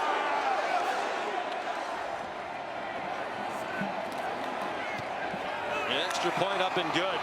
His 4th receiving touchdown to go with his 14 rushing touchdowns. And watch Barrett Carter's eyes and how they're just quickly affected by Kevin Jennings. He fakes like he's going to step up, quarterback run, even gives him a little bit of a fake to the flat, and then his running back, Rashard Smith, goes right around him. He's wide open in the back of the end zone. That was just a really neat design by Rhett Lashley, and a great play by his quarterback, Kevin Jennings. What a way to start the second half for SMU.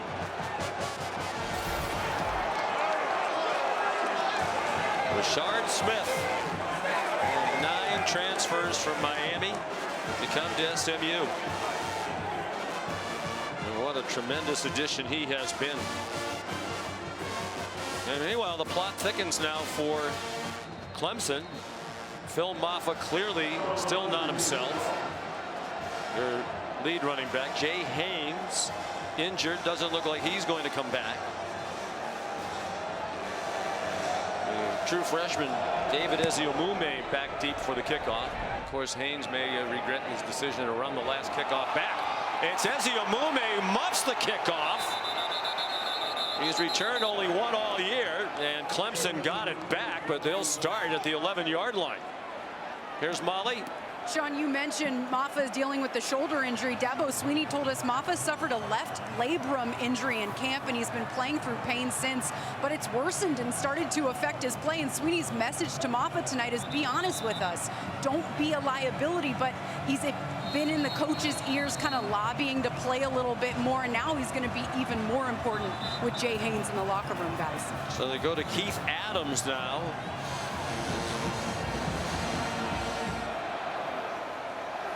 No, it is Maffa who's out there. Keith Adams would likely be next on the depth chart. He's more of a short yardage running back.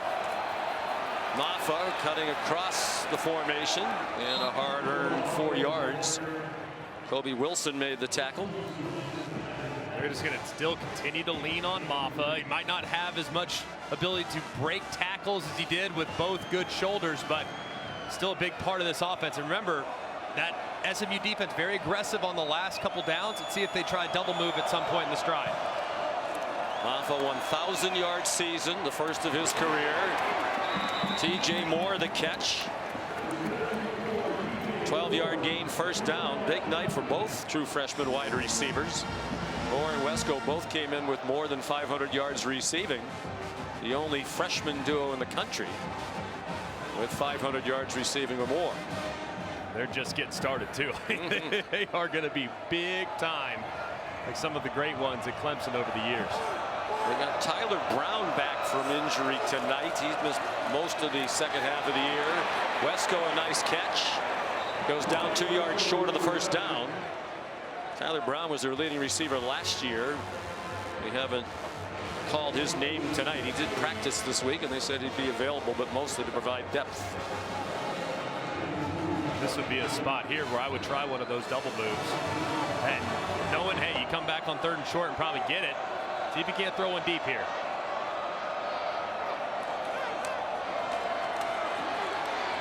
Maffa first down. Wesco up to 6 catches for 120. And 2 touchdowns. His career high in receiving yards in the game is 130. Against Stanford. He had 2 100-yard plus games in the regular season. The other was against App State. He'd be the guy at target. He's got tremendous top-end speed, and doesn't matter how fast you are as a defender, it's tough to stay on top of him. 9 minutes to go, 3rd quarter. A blitz from deep doesn't get near Klubnik. Single coverage, hand fighting, and an uncatchable ball over the head of Wesco, with Brandon Crossley in coverage. And here it is. He told you it was coming. Here's a stutter go. Fakes the curl. This time it's really well played by Brandon Crossley. He kind of probably anticipated that too. He'd been squatting the last 3 or 4 curls. He stays on top of it that time, and it's well defended. Crossley's playing in his 65th career game, so he probably knows those tricks by now. Transfer from Colorado State. That's more games played than anybody on this SMU team, and they have a lot of guys who played a lot of games. Klubnik throws, open receiver, Wesco again. And he's down at the 46-yard line. So what does Clemson do? Say, all right, you're going to take away the deep ball? No problem. We'll go back to the curls that we've had success with. So this time, it's a really nice route by Wesco. Threatens over the top, sits it down. Plenty of space and another completion for Wesco. The career high 135 receiving yards for Wesco. A long way to go. Not even midway through the third quarter. And with an ineffective Maffa without Haynes, they're throwing the ball, and Crossley's been spun around a lot tonight. Looks like they're particularly trying to target him. Klubnik, the check down. And Brenningstool thrown down just shy of the 40 by Kobe Wilson. 5-yard gain. Here comes number 6, Tyler Brown, who's into the ball game. It's good to see him back. Has had some injuries, but at times has been the best receiver on this roster, really mostly last year. He was their leading receiver last year as a freshman when Antonio Williams missed most of the year. 52 catches last year. Has missed most of this season. Here's Cole Turner, and he gets collared and dropped for a 1-yard loss. Kobe Wilson was there with help from Ahmad Moses. A 1-yard loss. And just a great job. This is a very aggressive defense, so misdirection can be your friend when working against it, but this time Kobe Wilson sees it immediately and makes the play behind the line of scrimmage.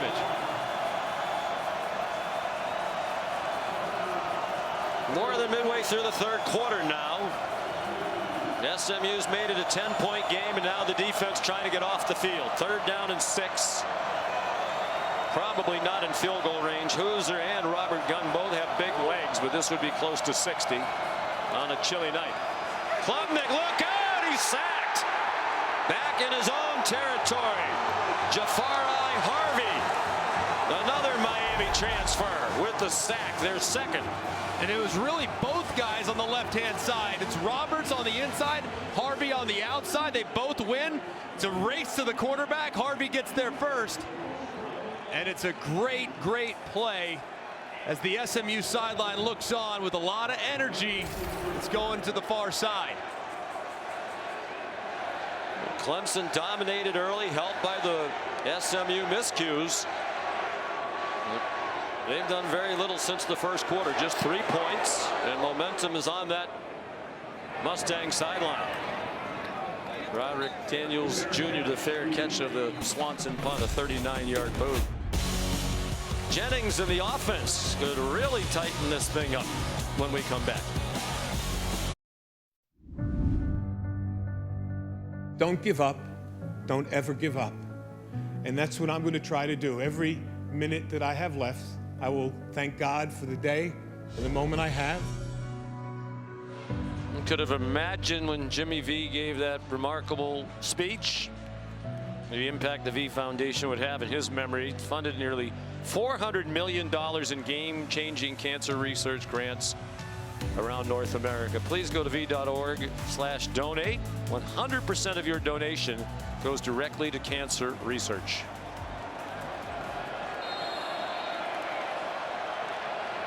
So SMU down 24-7 at the half. Has taken 7 points off that deficit. They have the ball back with 6 minutes to go, and Daniels, that looked doomed from the start. He's dropped by R.J. Mickens for a loss of 3.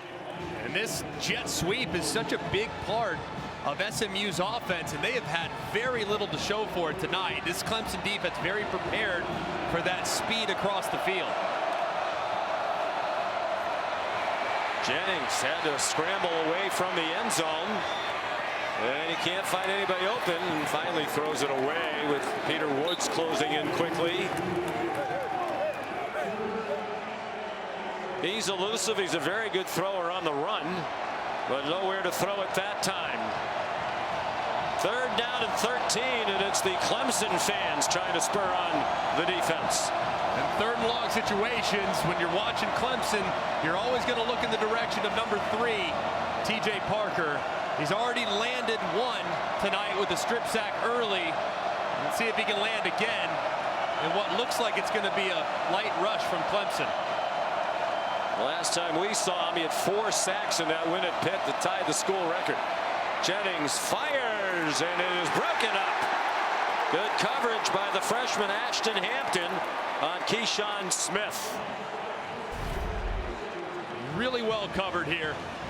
Hampton's press coverage locked all the way. Times it perfectly, gets out in front. Then the left hand reaches across to dislodge the football. Just perfect man coverage there played by Hampton. 5th punt for Isaac Pearson.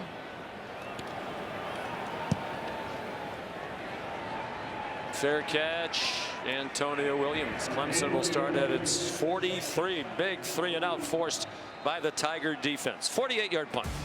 An unprecedented season comes down to this. Tough decisions have to be made. Let's see where the committee landed. The College Football Playoff Selection Show, Sunday at noon Eastern on ESPN. Yeah, that's how I get by. Cade Klubnik in the Clemson offense, prolific early. They were held by great field position. The first 2 of those 3 touchdown drives started at the +33 and the +28. Then they had a 75-yard drive. 143 total yards in the first quarter, only 98 cents. Still leading by 10. Under duress, he throws it over the head of Jake Brenningstool, with Jafari Harvey putting pressure on Klubnik.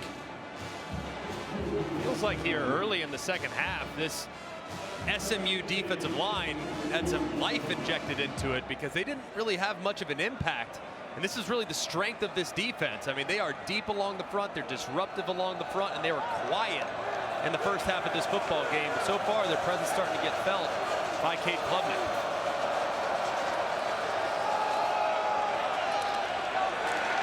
Maffa stacked up after a yard. Anthony Booker, better known as Tank. And he is Tank. We talked about how big their defensive line is. He's 348. He's a big boy. He doesn't move like he's 348 either. No. He's pretty nimble there on the interior of that defensive line. But here on 3rd and long, this is the opportunity for Jafari Harvey, who had a sack to end the last drive, and Elijah Roberts, number 5. Those 2 guys will go to work in the lineup at the top of the screen, working against the left side of this offensive line. Nearing 4.5 to go, 3rd quarter. Clemson hits on a slant. Antonio Williams, there's a flag down. Thrown in the defensive backfield. It might be the first penalty of the night against Clemson.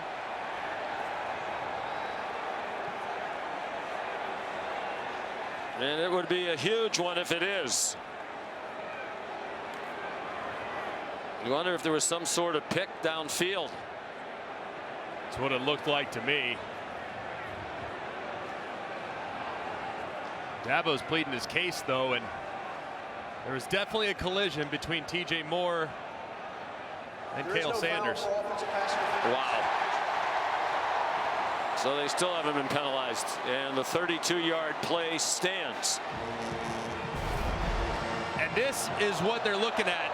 Watch T.J. Moore. He's trying to run his route, and I understand why they ended up calling it off, because yes, a natural pick is created, but he doesn't divert or intentionally go out of his way. He's trying to run a route and a collision occurs, but I actually am okay with the no call there. I think that's correct decision by this officiating crew to pick up the flag.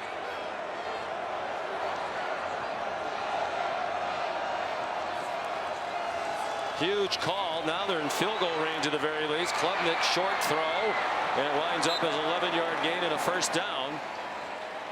On the catch by Josh Sapp, one of their backup tight ends, just his 6th catch of the year. And I can understand why there's a lot of frustration on the SMU sideline, because there was a collision.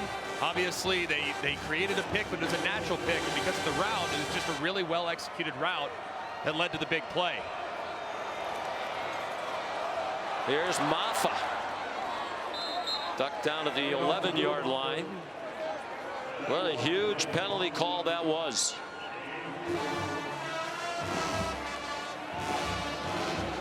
Kept the drive moving.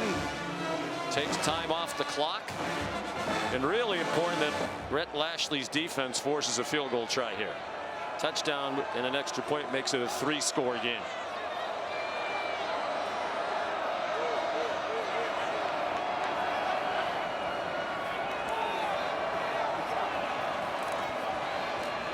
Klubnik keeps. Looks like he's just short of the first down. The officials are signaling third down after a 5-yard pickup. Short yardage situation. That usually means Maffa here at 230 pounds. Anticipate him pounding it up into the line of scrimmage here. See if they can't get this conversion.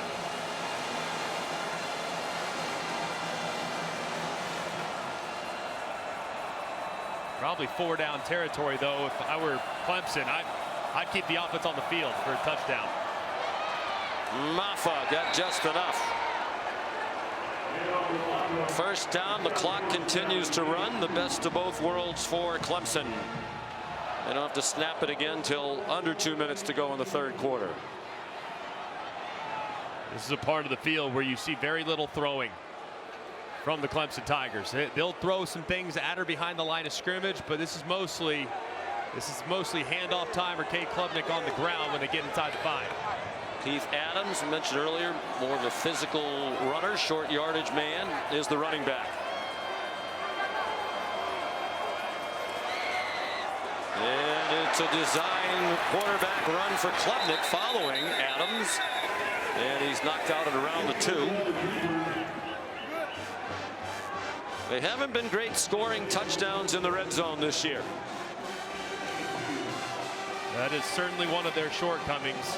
Just 81st in the country in red zone touchdown efficiency, so not very good, but they bring in the extra tight end 44, Banks Pope. He's their physical hammer there at the end of the line of scrimmage. So let's see if they run behind 44. He's their most physical blocker on the edges. 9th play of the drive. Pitched back to Maffa, in trouble. And taken down back at the 6. The tank there again. Proud of that midsection. I don't like that play call. I mean, that's 2 plays in a row now where you're trying to run to the edge against a very active and athletic defense. I mean, you're bigger, you're more physical. Why is Garrett Riley not trying to pound this ball up inside 3-4 straight plays with a 230-pound running back? I just don't know. Booker comes out, but they do rotate liberally, play 8 or 9 along the defensive line. Play clock down to 5, 30 seconds in the quarter. Huge play here, 3rd and goal. They bring pressure. Touchdown, Jake Brenningstool.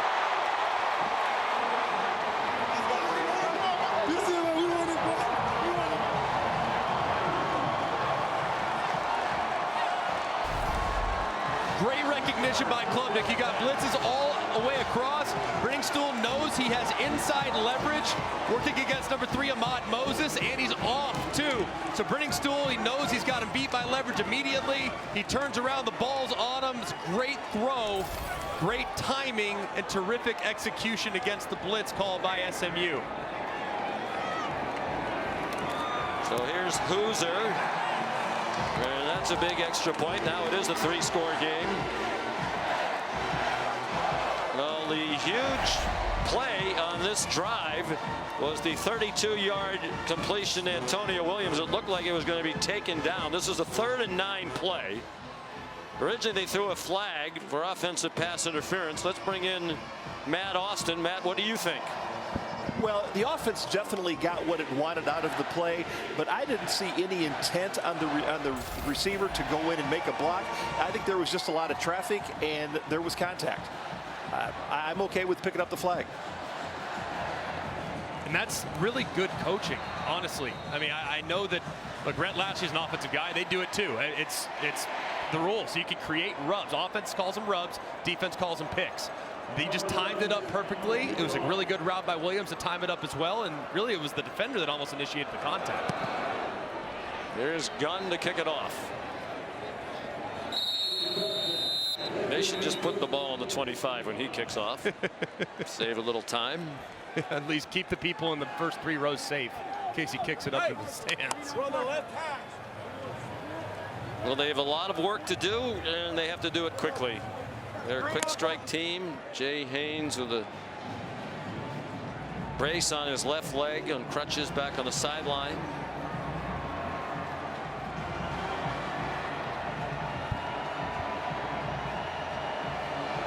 Final 23 seconds of the third quarter. Each team has scored one touchdown in this quarter. Jennings keeps after the fake to Brashad Smith, and he hops ahead for about 8 on what might be the last play of the third quarter. They're trying to get another one off.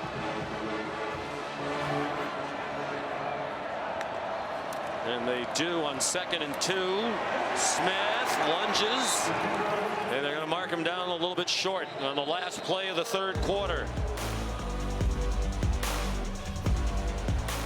ESPN's presentation of college football on ABC will return after this message and a word from our ABC stations. This is Dr. Pepper Championship Week.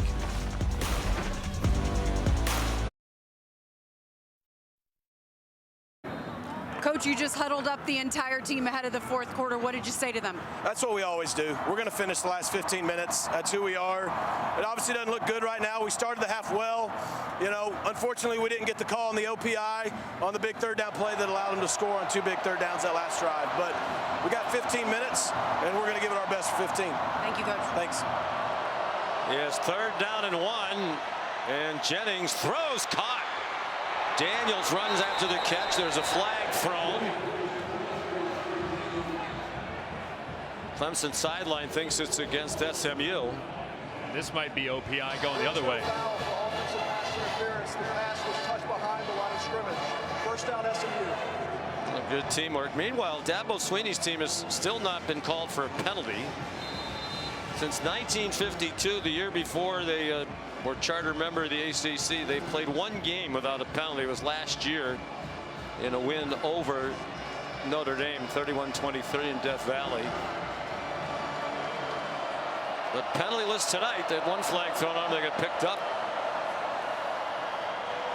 Here's a reverse. It's a flea flicker. Jennings throws. Tight end Hibner is open. He stumbles down. Probably wasn't going to reach the end zone, but he had a few more yards if he could have stayed on his feet. So nice call, well executed. And they're at the 22, and they're going quickly after a 30-yard gain. The transfer from Michigan, Hibner, who was on the national title team last year. Single coverage, lots of hand fighting. Keyshawn Smith and Avion Terrell. You know, Hibner's been a terrific player, especially the second half of the year. He caught 2 balls in 4 years at Michigan. He was stuck behind Colston Loveland, who's going to be a first-round pick in all likelihood. Great tight end. He has been a big factor for this team second half of the year. No shame in not getting a lot of looks behind Colston Loveland, but man, he's been terrific, and he's exactly what the portal's all about. An opportunity to come play and be a star. Fake to Smith, and Jennings got 2 after the keeper. They're at the 20. It's 3rd down and 8. So far today, Clemson's been rushing just 3 guys along the defensive front.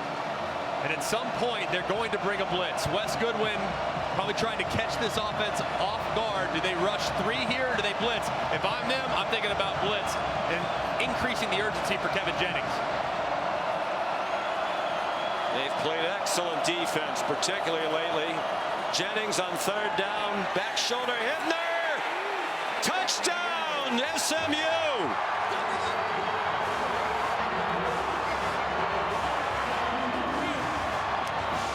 Hibner had 2 catches in their first 7 games of the year, then had 15 in the next 5.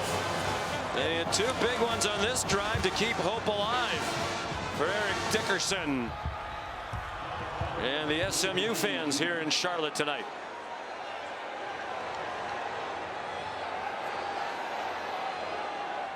Colin Rogers to the extra point. Well, they scored, and they did it quickly. Took 2:01 off the clock to go 75 yards. Hibner 2 catches for 50 on that drive, and the touchdown, his 4th of the season. 13:22 to go. It's back to a 10-point Tiger lead.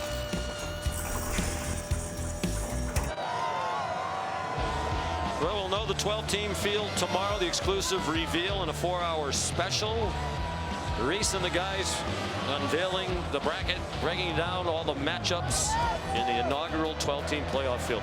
That's at noon on ESPN and the app right after Sunday NFL Countdown.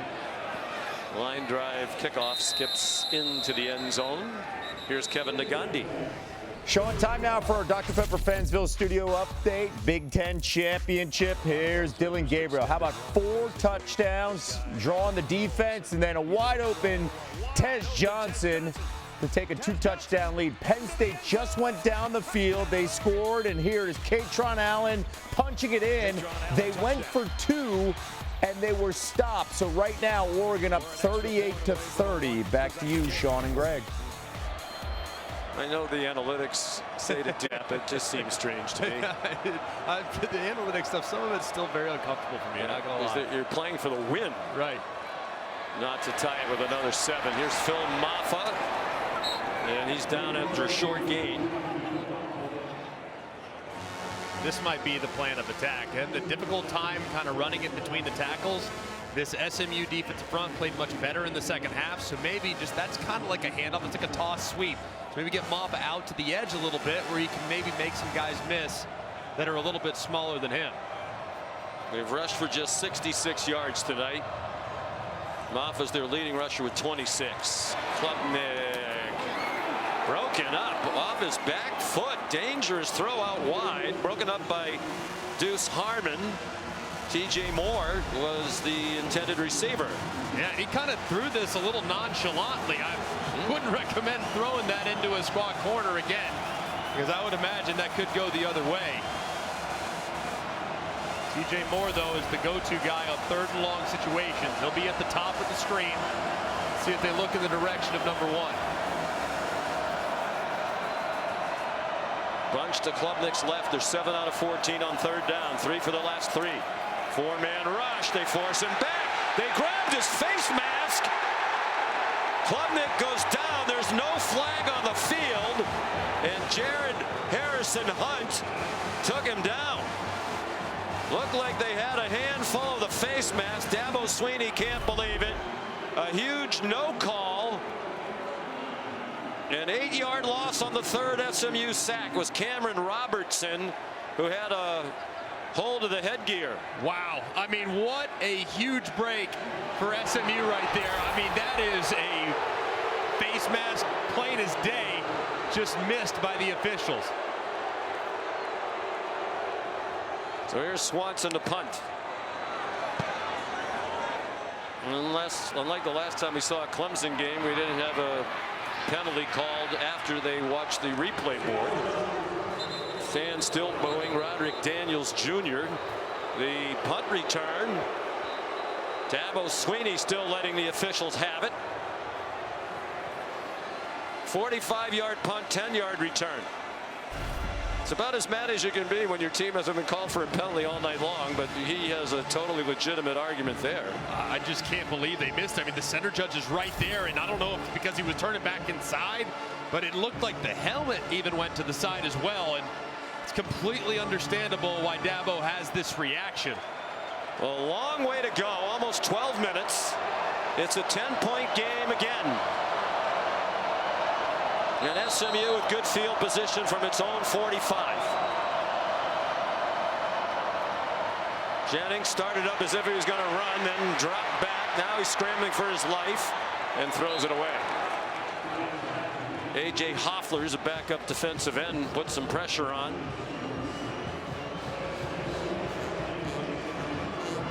Clemson fans still beside themselves, booing in the direction of this officiating crew, but Jennings and company now need to get into a little bit of a rhythm. They've done a good job on the last drive. Can they continue to feature these wide receivers?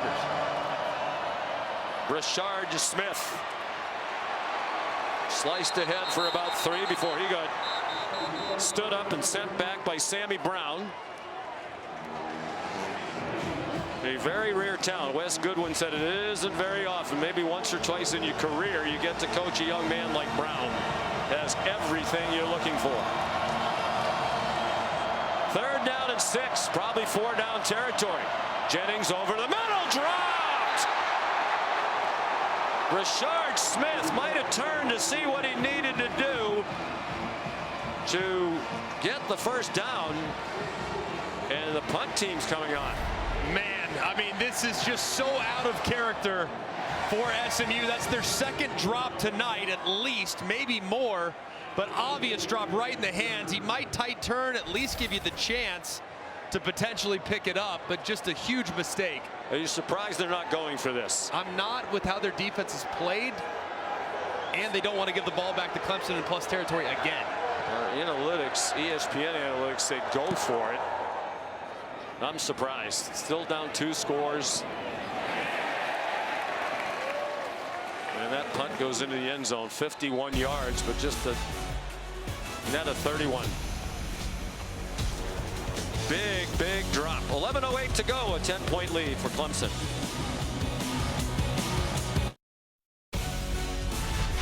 The ACC Football Championship game is presented by Geico. Get more with Geico. And in part by the all-new Sonic Queso Smashers. Live free. Eat Sonic. Dabo Swinney hoping to hoist the ACC championship trophy for the 9th time.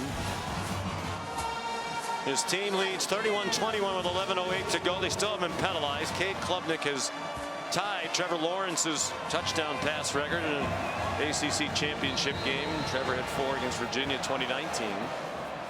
And Kevin Jennings keeping SMU close with 2 touchdown passes here in the second half. They decided not to go for a 4th and 6 near midfield, down by 10, hoping the defense can force a quick 3 and out. Antonio Williams stopped after a 2-yard gain by Ahmad Moses and Jonathan McGill. The defense has really settled in here in the second half, and really the last 2 quarters. I mean, they played pretty well in the second quarter and the third quarter, but there in the first quarter they were on roller skates. But I think Clemson's got to find something here, man. They haven't been able to run it. The quick passing game is starting to be bottled up. And Clemson took advantage of some shakiness early by SMU. Some key miscues that helped Clemson rush off to a big lead. Slant knocked down. Broken up by Deuce Harmon, intended for TJ Moore. And Rhett Lashley has the chance to get what he was hoping for when he decided to punt if he could get a 3 and out. I would try and see if Harmon got a piece of this. He did. That's well defended there again by the SMU corners that have had some ups and downs tonight. 10:27 to go. This possession's taken only 41 seconds off the clock so far for the Tigers. Trying to give Dabo Swinney his 9th conference championship. Only Nick Saban's won more conference championship games, 11. And Klubnik forced to throw it away. Ahmad Walker put the pressure on, so a 3 and out. And it took only 47 seconds off the clock. And this was a nice blitz. They walked this linebacker up to the middle, and as a result, these linemen all have to slide down, and you get the unblocked defender Walker right around the edge, forces the issue for Klubnik. He has to throw it away as a result. That's a good blitz call by Scott Simons, the defense coordinator. Aiden Swanson to punt for the 6th time. They put pressure on it. It's a short punt. And it is down just about where it first landed by Barrett Carter. Just a 29-yard punt.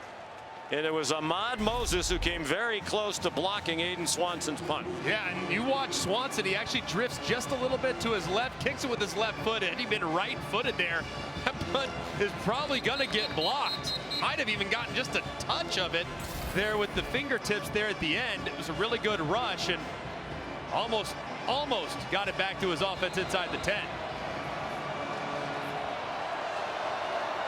So 50-yard line is the starting position for SMU. 10:13 to go. Jennings.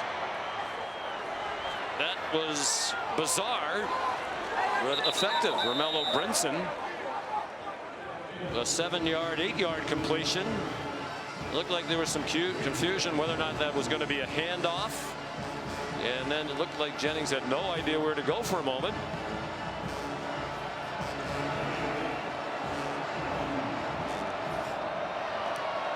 Second down. Jennings gets away, throws it laterally to Smith, who has the first down before he's wrestled down by Wade Woodaz. 9.5 to go and the clock running. Excellent movement in the pocket there by Jennings. Looked like Parker was going to get another sack to his blind side, but he stepped up, evaded the rush, and found an outlet. Jennings slides down. They mark it down where the slide began, so it's a pickup of 7.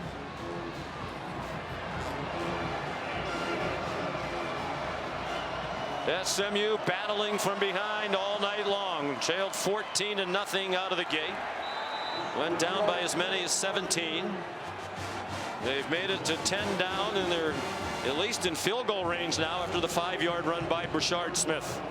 Can't take a sack here if you're Jennings, knowing that your field goal kicker missed short earlier. Smith up to 96 yards rushing on 20 carries. Quick throw and catch. Romello Brinson. Ashton Hampton knocked him out of bounds. They're at the 20-yard line.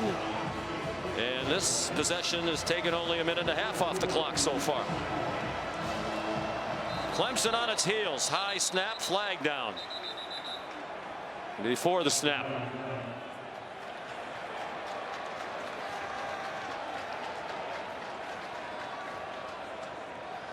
Snap infraction. Offense, number 53. 5-yard penalty. Second down. Number 53 is the center, Ja'Kai Clark, who started to guard at the beginning. They moved him to center when they jumbled that line around. Felt like they found the right combinations. 5 penalties for 55 yards against SMU. The clock is running, and they're taking a lot of time. Play clock's down to 10. Rhett Lashley trying to get him to speed it up. Don't know if Jennings is aware. Play clock at 3. They don't want to use a timeout, and they snap it with 1. Hebner dropped the ball. The 5th drop of the night. Again, might have been a case of turning to try to get the first down before he caught the ball. And to keep things in perspective, this team as a whole had 6 drops this whole season. Tonight they've had 5. So the stage a little bigger, those hands becoming a little more slippery, and on a 3rd and long, 2 downs to get it potentially, but I think you'd probably opt for the field goal if you don't get this one.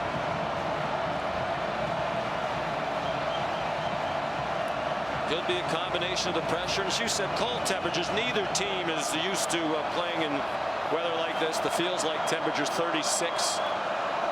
3rd down and 9. Under 8 minutes to go. Jennings, short throw. There's a flag down. Keyshawn Smith made the catch. Sammy Brown made the tackle. Well, there's a flag down thrown by the center judge. Holding. Offense. Wow. Number 54. 2-yard penalty. 3rd down. Yeah, I saw on the left side as Bird was working against Parker. Watch his left hand. His left hand as he grabs and throws Parker to the ground. Watch that right there. Boom. That's exactly what the official saw. Is a good call. Just can't throw the best edge rusher in the ACC to the ground like that, or at least one of the best. Again, the clock's running. And remember, we told you that Colin Rogers has a big leg, but now they're looking at a 52-yard field goal if they don't gain any more yardage. 3rd down and 19. Pressure from Parker, lobbed over the middle. And the catch by Smith. Couple after the catch to the 29, make it a much more manageable field goal. Khalil Barnes the tackle. And here comes the biggest kick of Colin Rogers' career. Junior from Prattville, Alabama. Rhett Lashley hot at the officiating again. This is a 46-yard try. Missed from 53. Rhett Lashley told us last night, usually when he misses one, he bounces right back. And he does.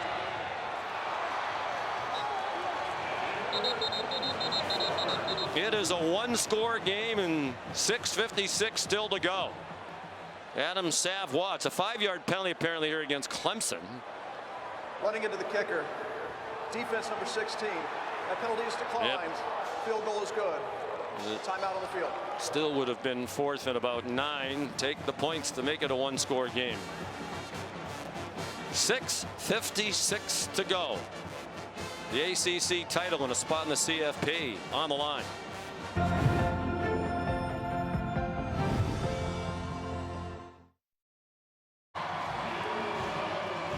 Brett Lashley just beside himself a moment ago, wanting a roughing the passer call on the defensive end, TJ Parker. Big collision in the backfield. Lashley's so mad because a little earlier his defensive end was called for roughing the passer. That was a violent collision, but I was good with the no call. I didn't think there was anything too egregious done by Parker to warrant the flag.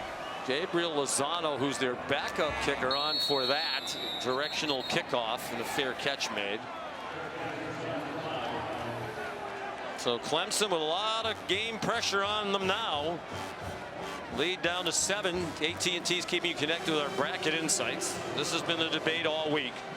Should SMU lose and go to 11-2, would they fall out of the 12-team bracket, and would Alabama get in? It's going to be a fascinating conversation in that committee meeting room, assuming this score holds. And of course, tons of time left for SMU to come back and win this thing outright. But man, the strength of schedule argument versus the consistency argument, it's a tough one. Cade Klubnik carries for 3. Sign up now at ESPN.com for the first ever CFP bracket challenge. But I think the strength of schedule thing is really hard to ascertain.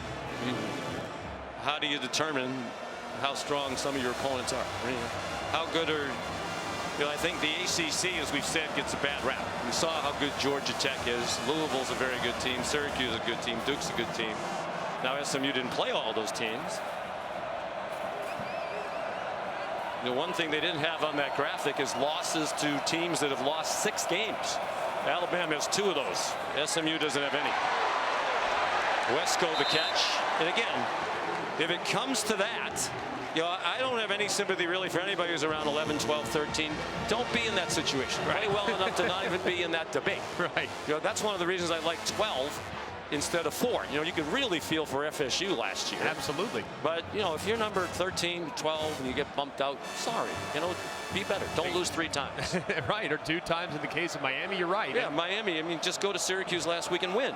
And I know they're a really good team, but you had a chance. I think the big conversation, though, is really more about conference championship games. And the fact that SMU is being measured against multiple teams, whether it's Alabama, South Carolina, Miami, teams that are not playing this weekend, whereas SMU has to put something on the line. So there's still a lot to be determined here. And I do want to get back to that because, Brett Lashley talked about it. Lane Kiffin mentioned it during the regular season. What is the incentive for a team like his that's number 8 and in the field to come play this game if you come trying to compete and win a championship and you lose and they take you out of the field and move teams that didn't even play in their conference championship game ahead of you? Maffa wrestled down, 5 minutes to go. Anthony Booker the stop. Here's 3rd down and long for Clemson. And their offense, this really is reminiscent of the game we saw at Pitt. It has gone to sleep. Last 7 possessions for Garrett Riley. 5 punts, the 1 touchdown in this half and the end of the first half.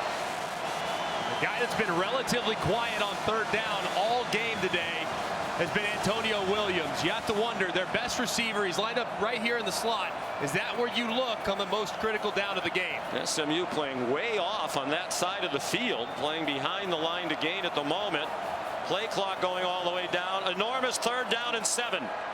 Klubnik rolling out. Will he run for the line? He throws, and it's almost intercepted by Ahmad Moses. It was Antonio Williams he was trying to find. Looked like he wanted to run, Klubnik, but he made the decision he wasn't going to get to the line to gain. Yeah, and it looked like he was trying to work Antonio Williams, who breaks out and then breaks in.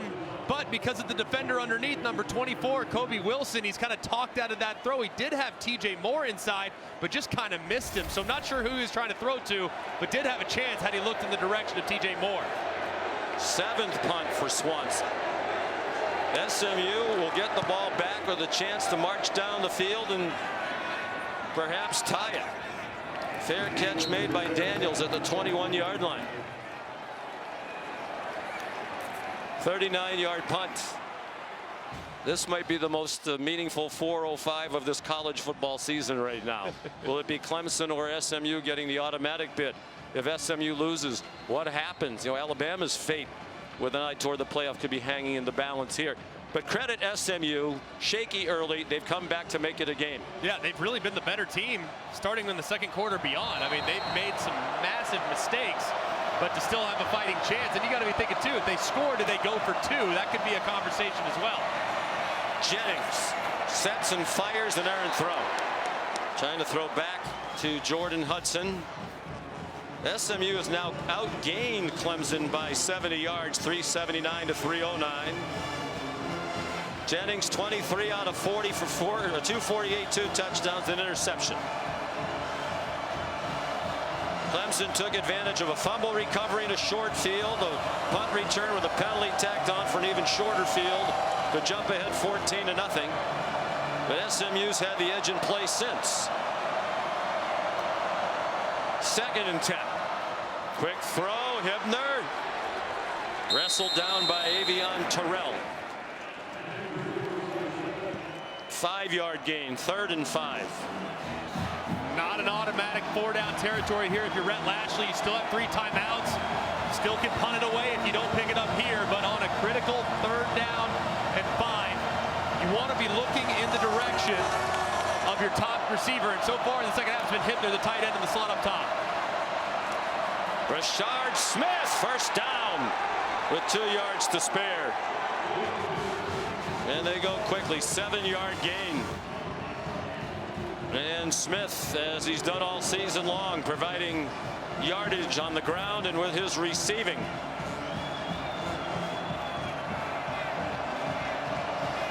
Field goal probably out the window now for SMU with the clock about to go under 3 minutes. 2 receivers wide either side. Big rush by Lawson. Jennings got away from him. Has a man open. Daniels. Another first down. They're out to the 47-yard line on a 14-yard pickup.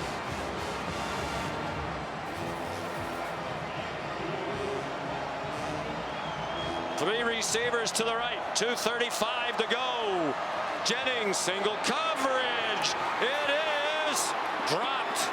Moochie Dixon and Avion Terrell were hand fighting the whole way, and Dixon got clear but couldn't hang on. Man, it looked like he was going to be able to reel that in, but a great play there by Avion Terrell, keeping that right arm engaged and kind of ripping that ball out. Just a tremendous defensive play there at the end. 2nd and 10. Rashard Smith bounced outside. And he's down at the Clemson 47. 3rd down and 4. Doesn't look like they're in any big hurry to snap it again before the 2-minute timeout. Rhett Lashley, I think, believes correctly that with the 2-minute timeout and 3 timeouts, he probably has enough time to let it go. And now it looks like they're going to try to snap it before the timeout. Jennings, Smith wide open. Another first down at the 40, and it will take us to the 2-minute stoppage with 1:56 to go. Wow. Still the lead for Clemson, but it's tenuous. The championship and a CFP berth on the line.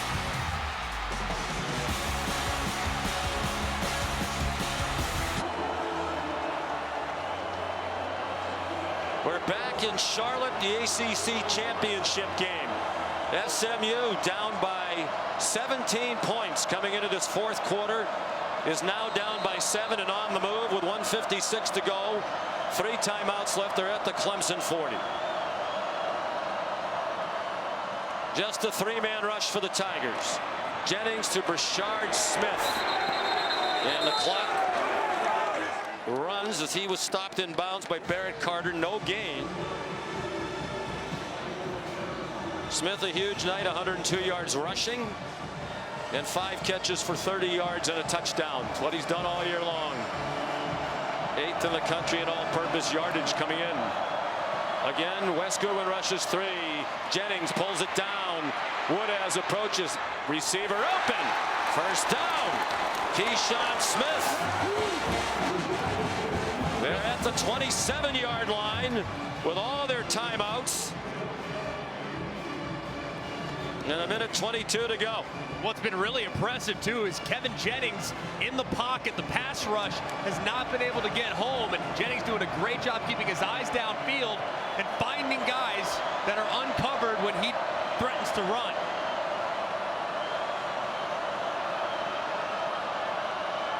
Jennings looking to the sideline for help. He's had trouble hearing tonight. Play clock at 2 as they snapped it. Smith to the 22-yard line. Another tackle for Carter. Do you like the pace at which they're going, Greg? Still minute 10 to go and 3 timeouts? Yeah, no problem whatsoever. And especially with the 3-man rush, you can continue to run the ball if you like it. Rashard Smith stood up just shy of the line to gain. Now they're under a minute to go. Rhett Lashley calls the plays with a lot of input from Casey Woods, the offensive coordinator. Now they need to pick up the pace a little bit. Yeah, they're going to use their first timeout. Looks like somebody's hurt too. And it's the center, Ja'Kai Clark, who's second team All ACC. Wonder if that's a cramp, the way they're stretching that leg. One would assume, absolutely. And the good news is they do have a very veteran player that will slide down to center, Justin Osborne, who's played a ton of football, started his season as the starting center, so he can slide down to center now for this one snap that Clark has to miss. What a time for that to happen, though. Right. You know, Osborne started the opener center, moved to right tackle, then moved to right guard. He'll likely slide into the center spot. They have an experienced backup guard in Ben Sparks, who started last week against Cal. He would be likely to come in. But what a time for that to happen. You wouldn't expect to cramp up on a night with the temperature in the high 30s. They've been out there a lot. I think it's also important, if you're Rhett Lashley, to kind of make sure that his team understands the situation here. Talk through it. Hey guys, we have 2 timeouts. There's 50 seconds left. You have to play with urgency. Don't let them lay on top of you and let unnecessary seconds wind off the clock. Well, job 1 is pick up this first down. I don't think they want to be stuck with a 4th down and 1. Osborne is the center. Rashard Smith, the running back, on the left hip. He gets the first down to the 15-yard line. Lashley wants them to line up quickly. They are going to substitute, get Daniels back in the game. They take out Eby, who comes in short yardage as an extra blocker, fullback tight end type. Clock running again, 40 seconds to go. They're at the 16-yard line. 13th play of the drive. Jennings incomplete. Threw it to the outside with Woodaz in coverage. If that was inside, he was eyeing a pick. Keyshawn Smith, the intended receiver. And with how Clemson's really dropping out and kind of keeping things in front, I would just continue to lean on Rashard Smith. I'm not talking about handing it off, but he's been very, very good on this drive. 3 receptions on this drive by itself.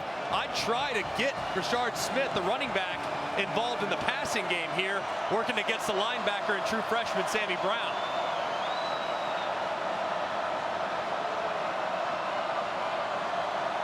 SMU looking for its 10th straight win. Jennings in the flat. Smith thought about trying to advance it and then ran out of bounds to stop the clock.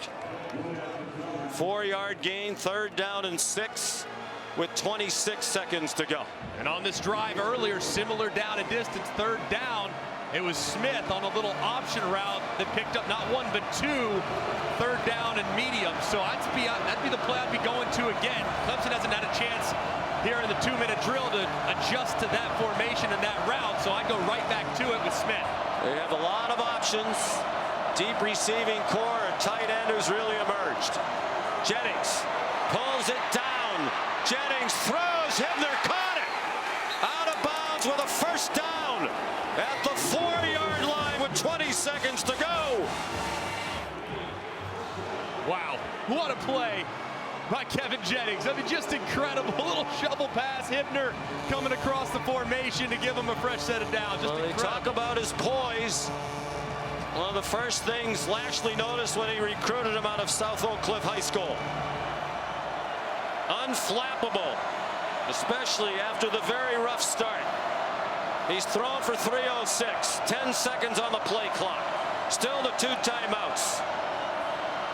Not much pressure. Jennings, side of the end zone. Touchdown! Roderick Daniels Jr.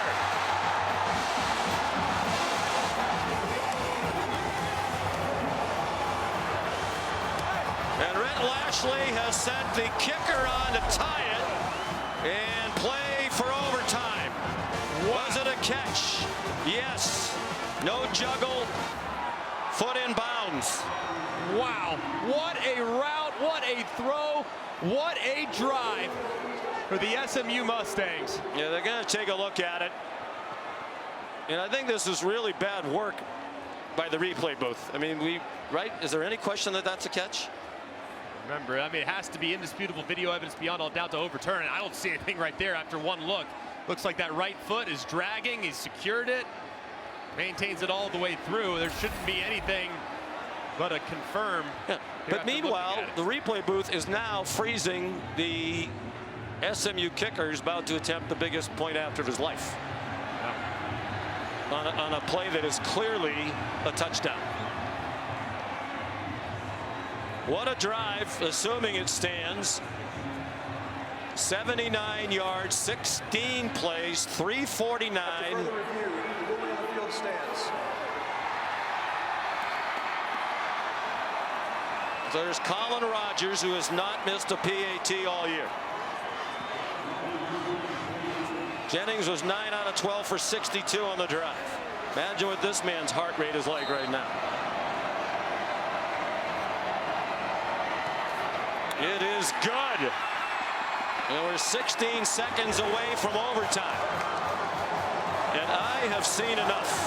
This team belongs in the field of 12 in the college football playoff. This is a championship drive. How about this route by Daniels? Sets up Barnes at the inside. Then he goes up, sets him up top, gives him a little shimmy at the top of the route, breaks it off with suddenness right to the sideline where the ball is waiting for him. It's just perfect execution against man coverage. And Rhett Lashley loves it, whereas Dabo seeing a 17-point fourth quarter lead evaporate right in front of him.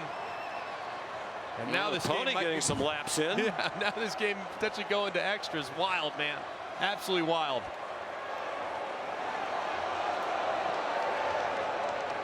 And no question, right, about the decision to kick the extra point. I think, why go down to 1-2 point play when you have the game going your way now? The momentum is on them. Go to overtime. You're executing. Clemson is not. Adam Randall back for the kickoff. Adam Randall bringing the kickoff back. And now they're one completion away from perhaps a chance to kick a field goal.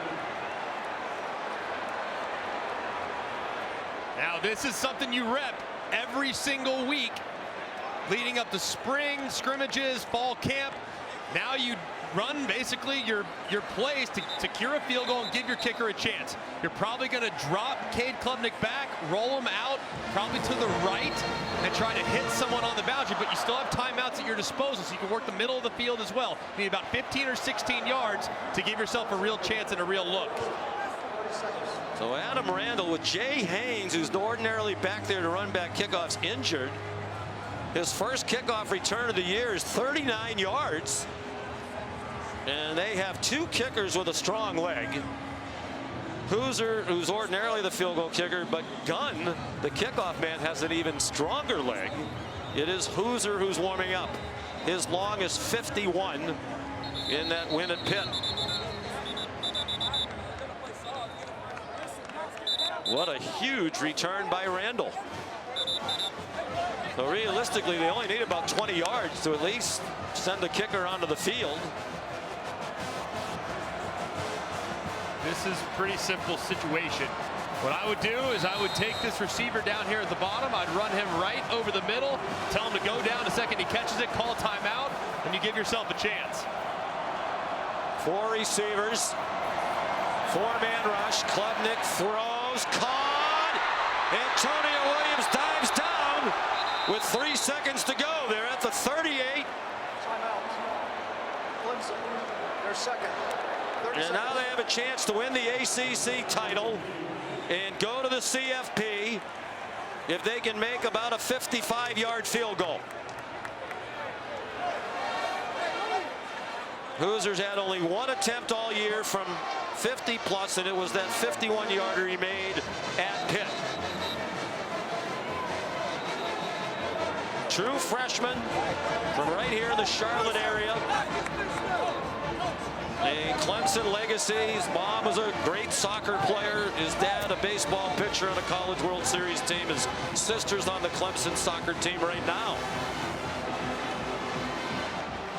And he has a chance to make a name for himself forever if he can knock this through.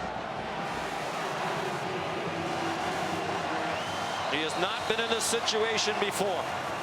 One of the great high school kickers in the history of the United States. It'll be a 56-yarder. The win really not a factor. Snap and hold are good. That one is good! At the buzzer! Clemson wins the ACC.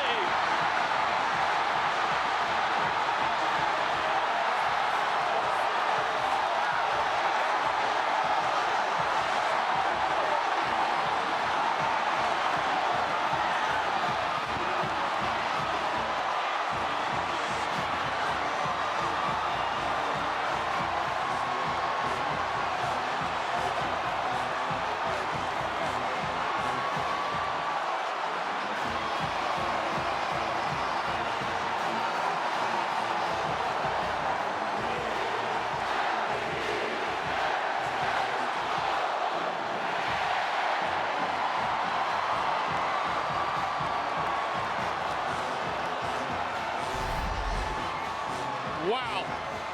Perfect snap, perfect hold, and just an absolute rocket off the foot of Hoosier. Cleared with about 3 or 4 yards to spare. He wanted to see it all the way through, and then the celebration ensues in agony on the SMU sideline. Thinking they had secured all momentum. We're heading to overtime, and Dabo does it again. His 9th consecutive win in the ACC championship game, and he's with Molly.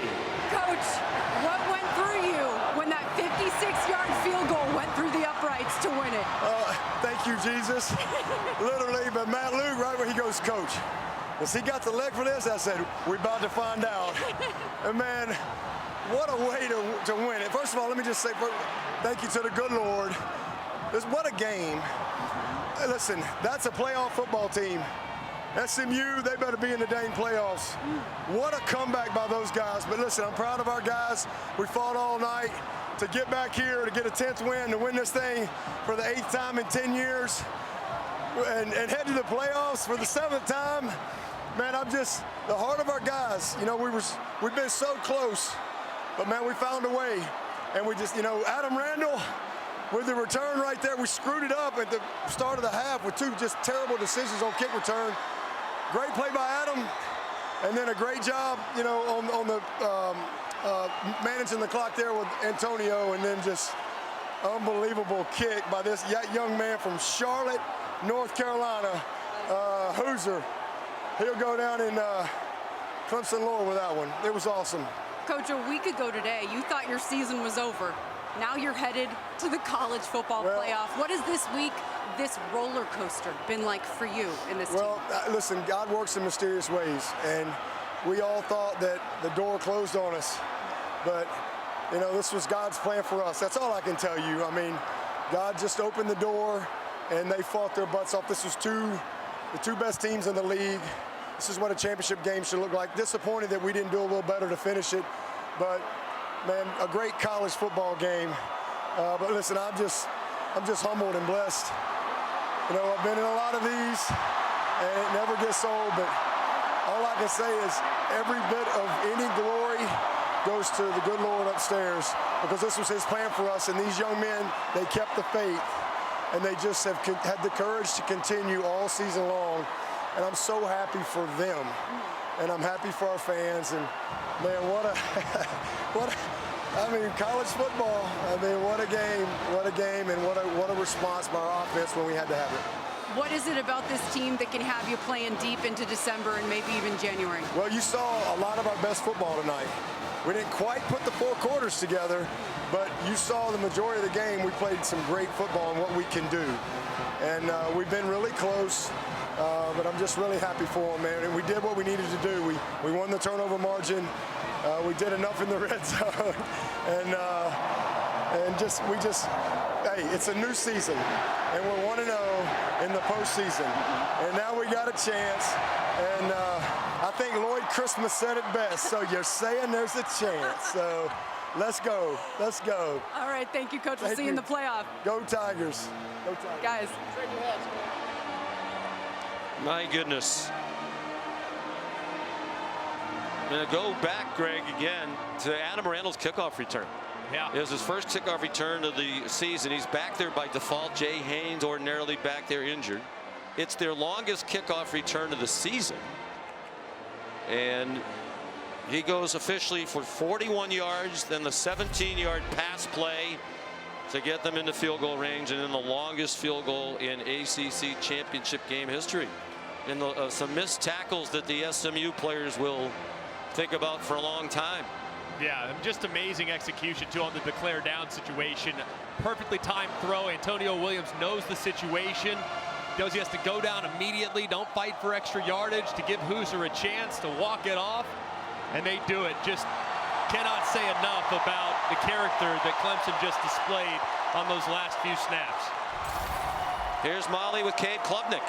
Cade, you were the MVP of the 2022 ACC title game. And you're the MVP again tonight. Wow. You said that the emotions from that game were still raw. What are the emotions going through you hearing that now? Oh my gosh. Unbelievable. Nobody can close a door that God has opened for you. And God opened a door for us last Saturday. And he opened a door for us, and all we had to do was go walk through it, and just so proud of this team. And God is so good. That was unbelievable. Oh my goodness. Your team is called this season a roller coaster. Talk about a roller coaster. A 17-point fourth quarter lead goes to the wayside. But what kind of composure did you feel within yourself and within this team to win it? Yeah, I mean, we're up 17. We got to go finish the game. That's partially on offense. We got to go keep scoring and just keep separating the lead. But at the end of the day, we finished strong. And I mean, Adam Randall with an amazing kick return. That's my guy right there. So just love that dude. Antonio Williams came up big on the last throw, and then Nolan Hoosier, baby, come on. Congratulations on the win. I'll see you up there on the stage. Thank you so much. Appreciate it, Molly. He was terrific early. 3 touchdown passes in the first quarter. They took advantage of some SMU mistakes. First quarterback ever to throw 3 touchdown passes in any quarter of an ACC championship game. We've seen that before with Clemson. We mentioned the Pitt game. You know, the offense kind of got stagnant. You can understand it tonight. Maffa clearly way off. Yeah. Jay Haynes gets hurt. And they had to lean remarkably heavily on the passing game. And I go back to what Dabo Swinney said. I would say this directly to the people on that committee who are watching this tonight. If you watch that game and don't think that that SMU team deserves to be in the college football playoff, then I would respectfully, strongly disagree with you. Yeah, I think when you look at everything about this game, I think it summed up a lot of things. I want to talk about SMU in a moment, but I want to first acknowledge what we just saw from Adam Randall. Adam Randall, I don't know how many snaps he played tonight. I don't know how many Very he did. few. You know, the reality is, and I was going to make that point, I'm sure you were too. You know, he was a very highly touted recruit. He's a junior now, and he's been a little bit of a disappointment, maybe even a lot of a disappointment to a lot of Clemson fans. And he hasn't had those opportunities, but Dabo speaks of culture. Dabo speaks of buy-in. And Adam Randall is an example of what Clemson football has been about for the better part of a decade and a half. They are all the way down to their 3rd-string kick return guy. And a guy who has been kind of pushed down the depth chart a little bit behind 2 true freshmen at wide receiver. And yet, he gets his number called, goes in, makes the play of the game, gives him a chance to execute the declare down situation to kick the game-winning field goal. I think that is an example of what Dabo preaches all the time. The culture, the buy-in, and the teamwork, and just the camaraderie that they've created over the course of nearly 2 decades. You want to make your point about SMU? Yeah, of course. I think this is one thing that's going to be fascinating in that committee room, because when you think about what we watched tonight, I don't think anyone can come out of this thinking that SMU doesn't belong. I think they absolutely have proven that they are good enough. They just went toe-to-toe with the class of the ACC for the last 10 years, and they almost pulled it off and played bad, by the way. That was the bad performance from SMU relative to what they're capable of. At the beginning of the game. Correct. But the turnovers, they mistakes, played very well after about the first quarter, really controlled the game. They had their C game and almost won the ACC championship game tonight. That just goes to show you what this team is capable of. But the committee has a very dangerous precedent that could be set if SMU is left out, because then you are essentially telling people you're de-incentivizing the conference championship game. And that's a very concerning thing, I think, for the health of college football. And why would you want to do that? How great was last night and today because of the meaning of all of these conference playoff games? You know, I love this 12-team format. But if the message is, we thought you were better than Alabama or these other teams last week, so you go compete your rear end off in a classic, as it turned out, championship game and lose on a field goal at the buzzer, and now we're going to move you back. Then, you know, I would agree with what Lashley said. Going forward, why would teams even want to come and play in a conference championship game? And I think that's a concern for the overall health and well-being of the college football ecosystem. The conference championship is supposed to be a reward, and to use it as a penalty in this scenario, I think would be a dangerous precedent to set in the future. And I don't know what they're going to do. I'm not sure the decision that'll be made. I'm sure it'll be a contentious and hotly debated conversation, but I don't think you want to de-incentivize participation in conference championship games. That'd be bad for the sport. I think they've earned it. Yeah, I think their resume is good enough. It's better. You know, they shouldn't be outside of the 12, in my opinion. Clemson's definitely in the 12. It'll be interesting to see, will they get a bye in the first round, or did Arizona State perhaps do enough today? Let's send you back to the studio. Here's Kevin. Sean, Greg, thank you so much. A thriller, phenomenal ending in Charlotte. We're going to go back there for the ACC championship trophy in a matter of minutes as Clemson celebrates its 9th ACC title, 8 of the last 10 years for the Tigers.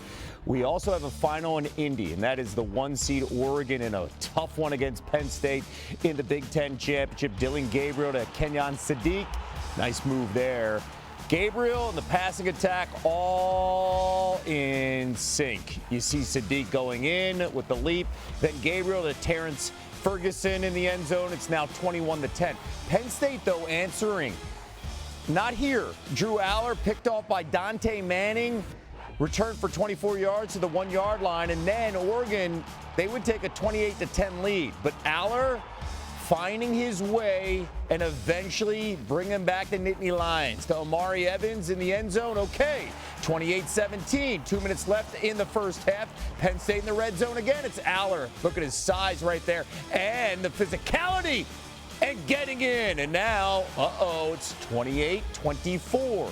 Gabriel, simply too much. Watch what he does. The defense comes towards him. Wide open, Tej Johnson. Nice catch, 48 yards. 38-24 now, Ducks. Then it's 38-30. Jordan James going in. 45-30 now, Oregon, the #1 team and undefeated in the land. And then Aller, his 3rd touchdown pass to Harrison Wallace right now, and it's 45-37. Penn State would have the ball with 2 minutes to go. The final chance. The one-on-one Aller on 2nd and 1, and he's picked off, and the Ducks hold on, and they finish undefeated.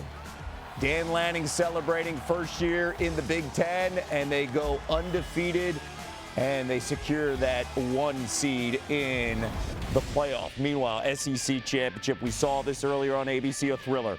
Georgia-Texas rematch. Remember, the Dogs beat the Longhorns in Austin earlier in the season. Carson Beck, critical play. Closing seconds of the first half, and oh no, hit from behind, and he's injured here because that arm, the throwing arm, doesn't come all the way through. He would not start in the second half. Couldn't grip a football in the locker room, so redshirt sophomore Gunnar Stockton, come on in. And everybody stepped up for the Dogs after that. Lawson Lucky, what a grab. Yeah, that's a catch. They're down 3, the best drive you saw from Georgia, opened up the second half, and look at the physicality. Trevor Etienne, not 100% going in, and Georgia up 10-6.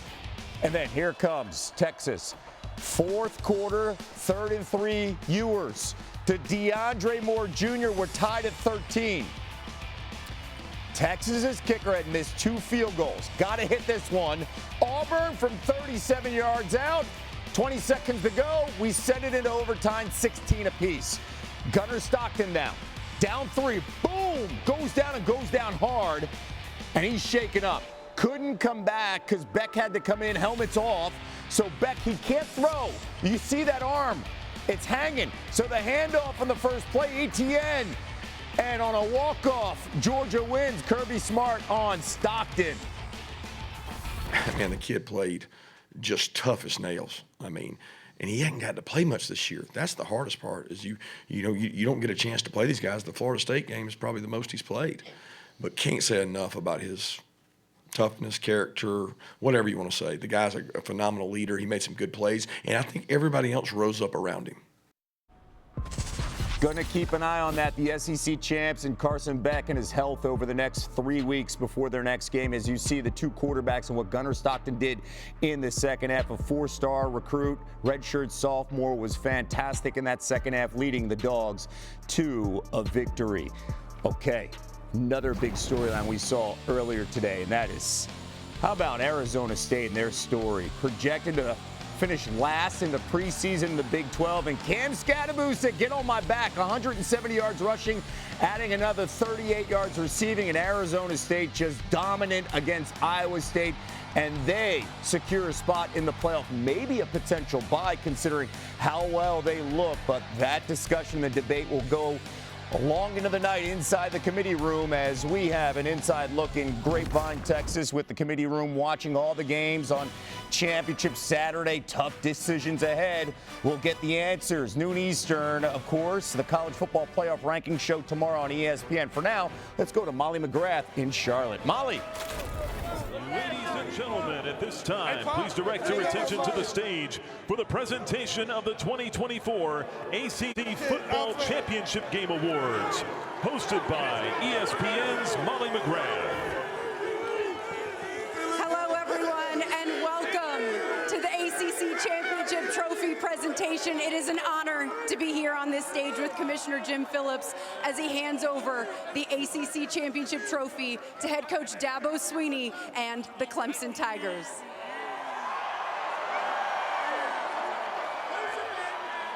Coach, your 9th ACC championship win, and now you're headed back to the playoff for the first time since 2020. Why is this year's team the ones who could get it done? Well, because we've had great leadership all year, but all I can tell you is this was God's plan for us. I told him last week, God's not done with our story. We just got to walk it out. And so I'm just thankful to the good Lord for giving us this opportunity, but most of all, I'm thankful to these young men for keeping the faith, to continuing to have the courage to keep moving forward. And listen, I want to go right back at Fran Brown and give Fran Brown a shout out.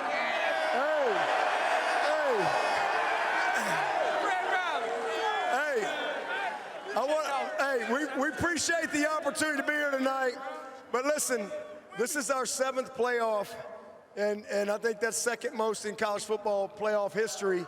But this team right here, to have a tough week, but they just bounced back, and again, the door was up. This was a championship game. Hey, I want to congratulate SMU and Rhett Lashley.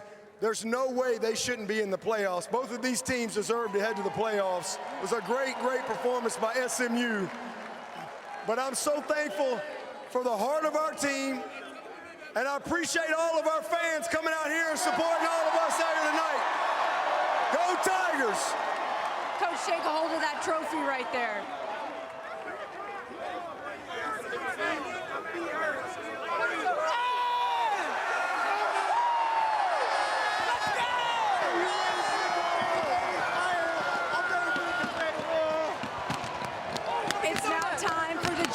Wofford Most Valuable Player Award, and it goes to the guy hoisting the trophy, Cade Klubnik.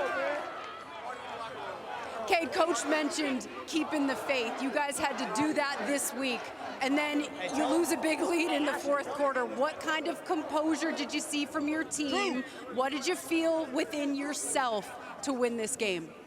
Yeah, I mean, this team never flinched, even to the last play. Adam Randall taking that kickoff return, and that was awesome.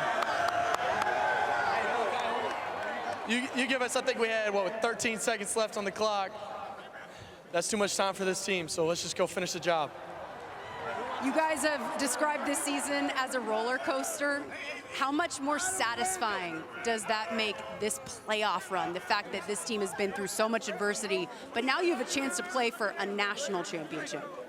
Yeah, I mean, I would just say this team it's so tight. It's truly a brotherhood. It's one of the tightest teams I've ever been a part of.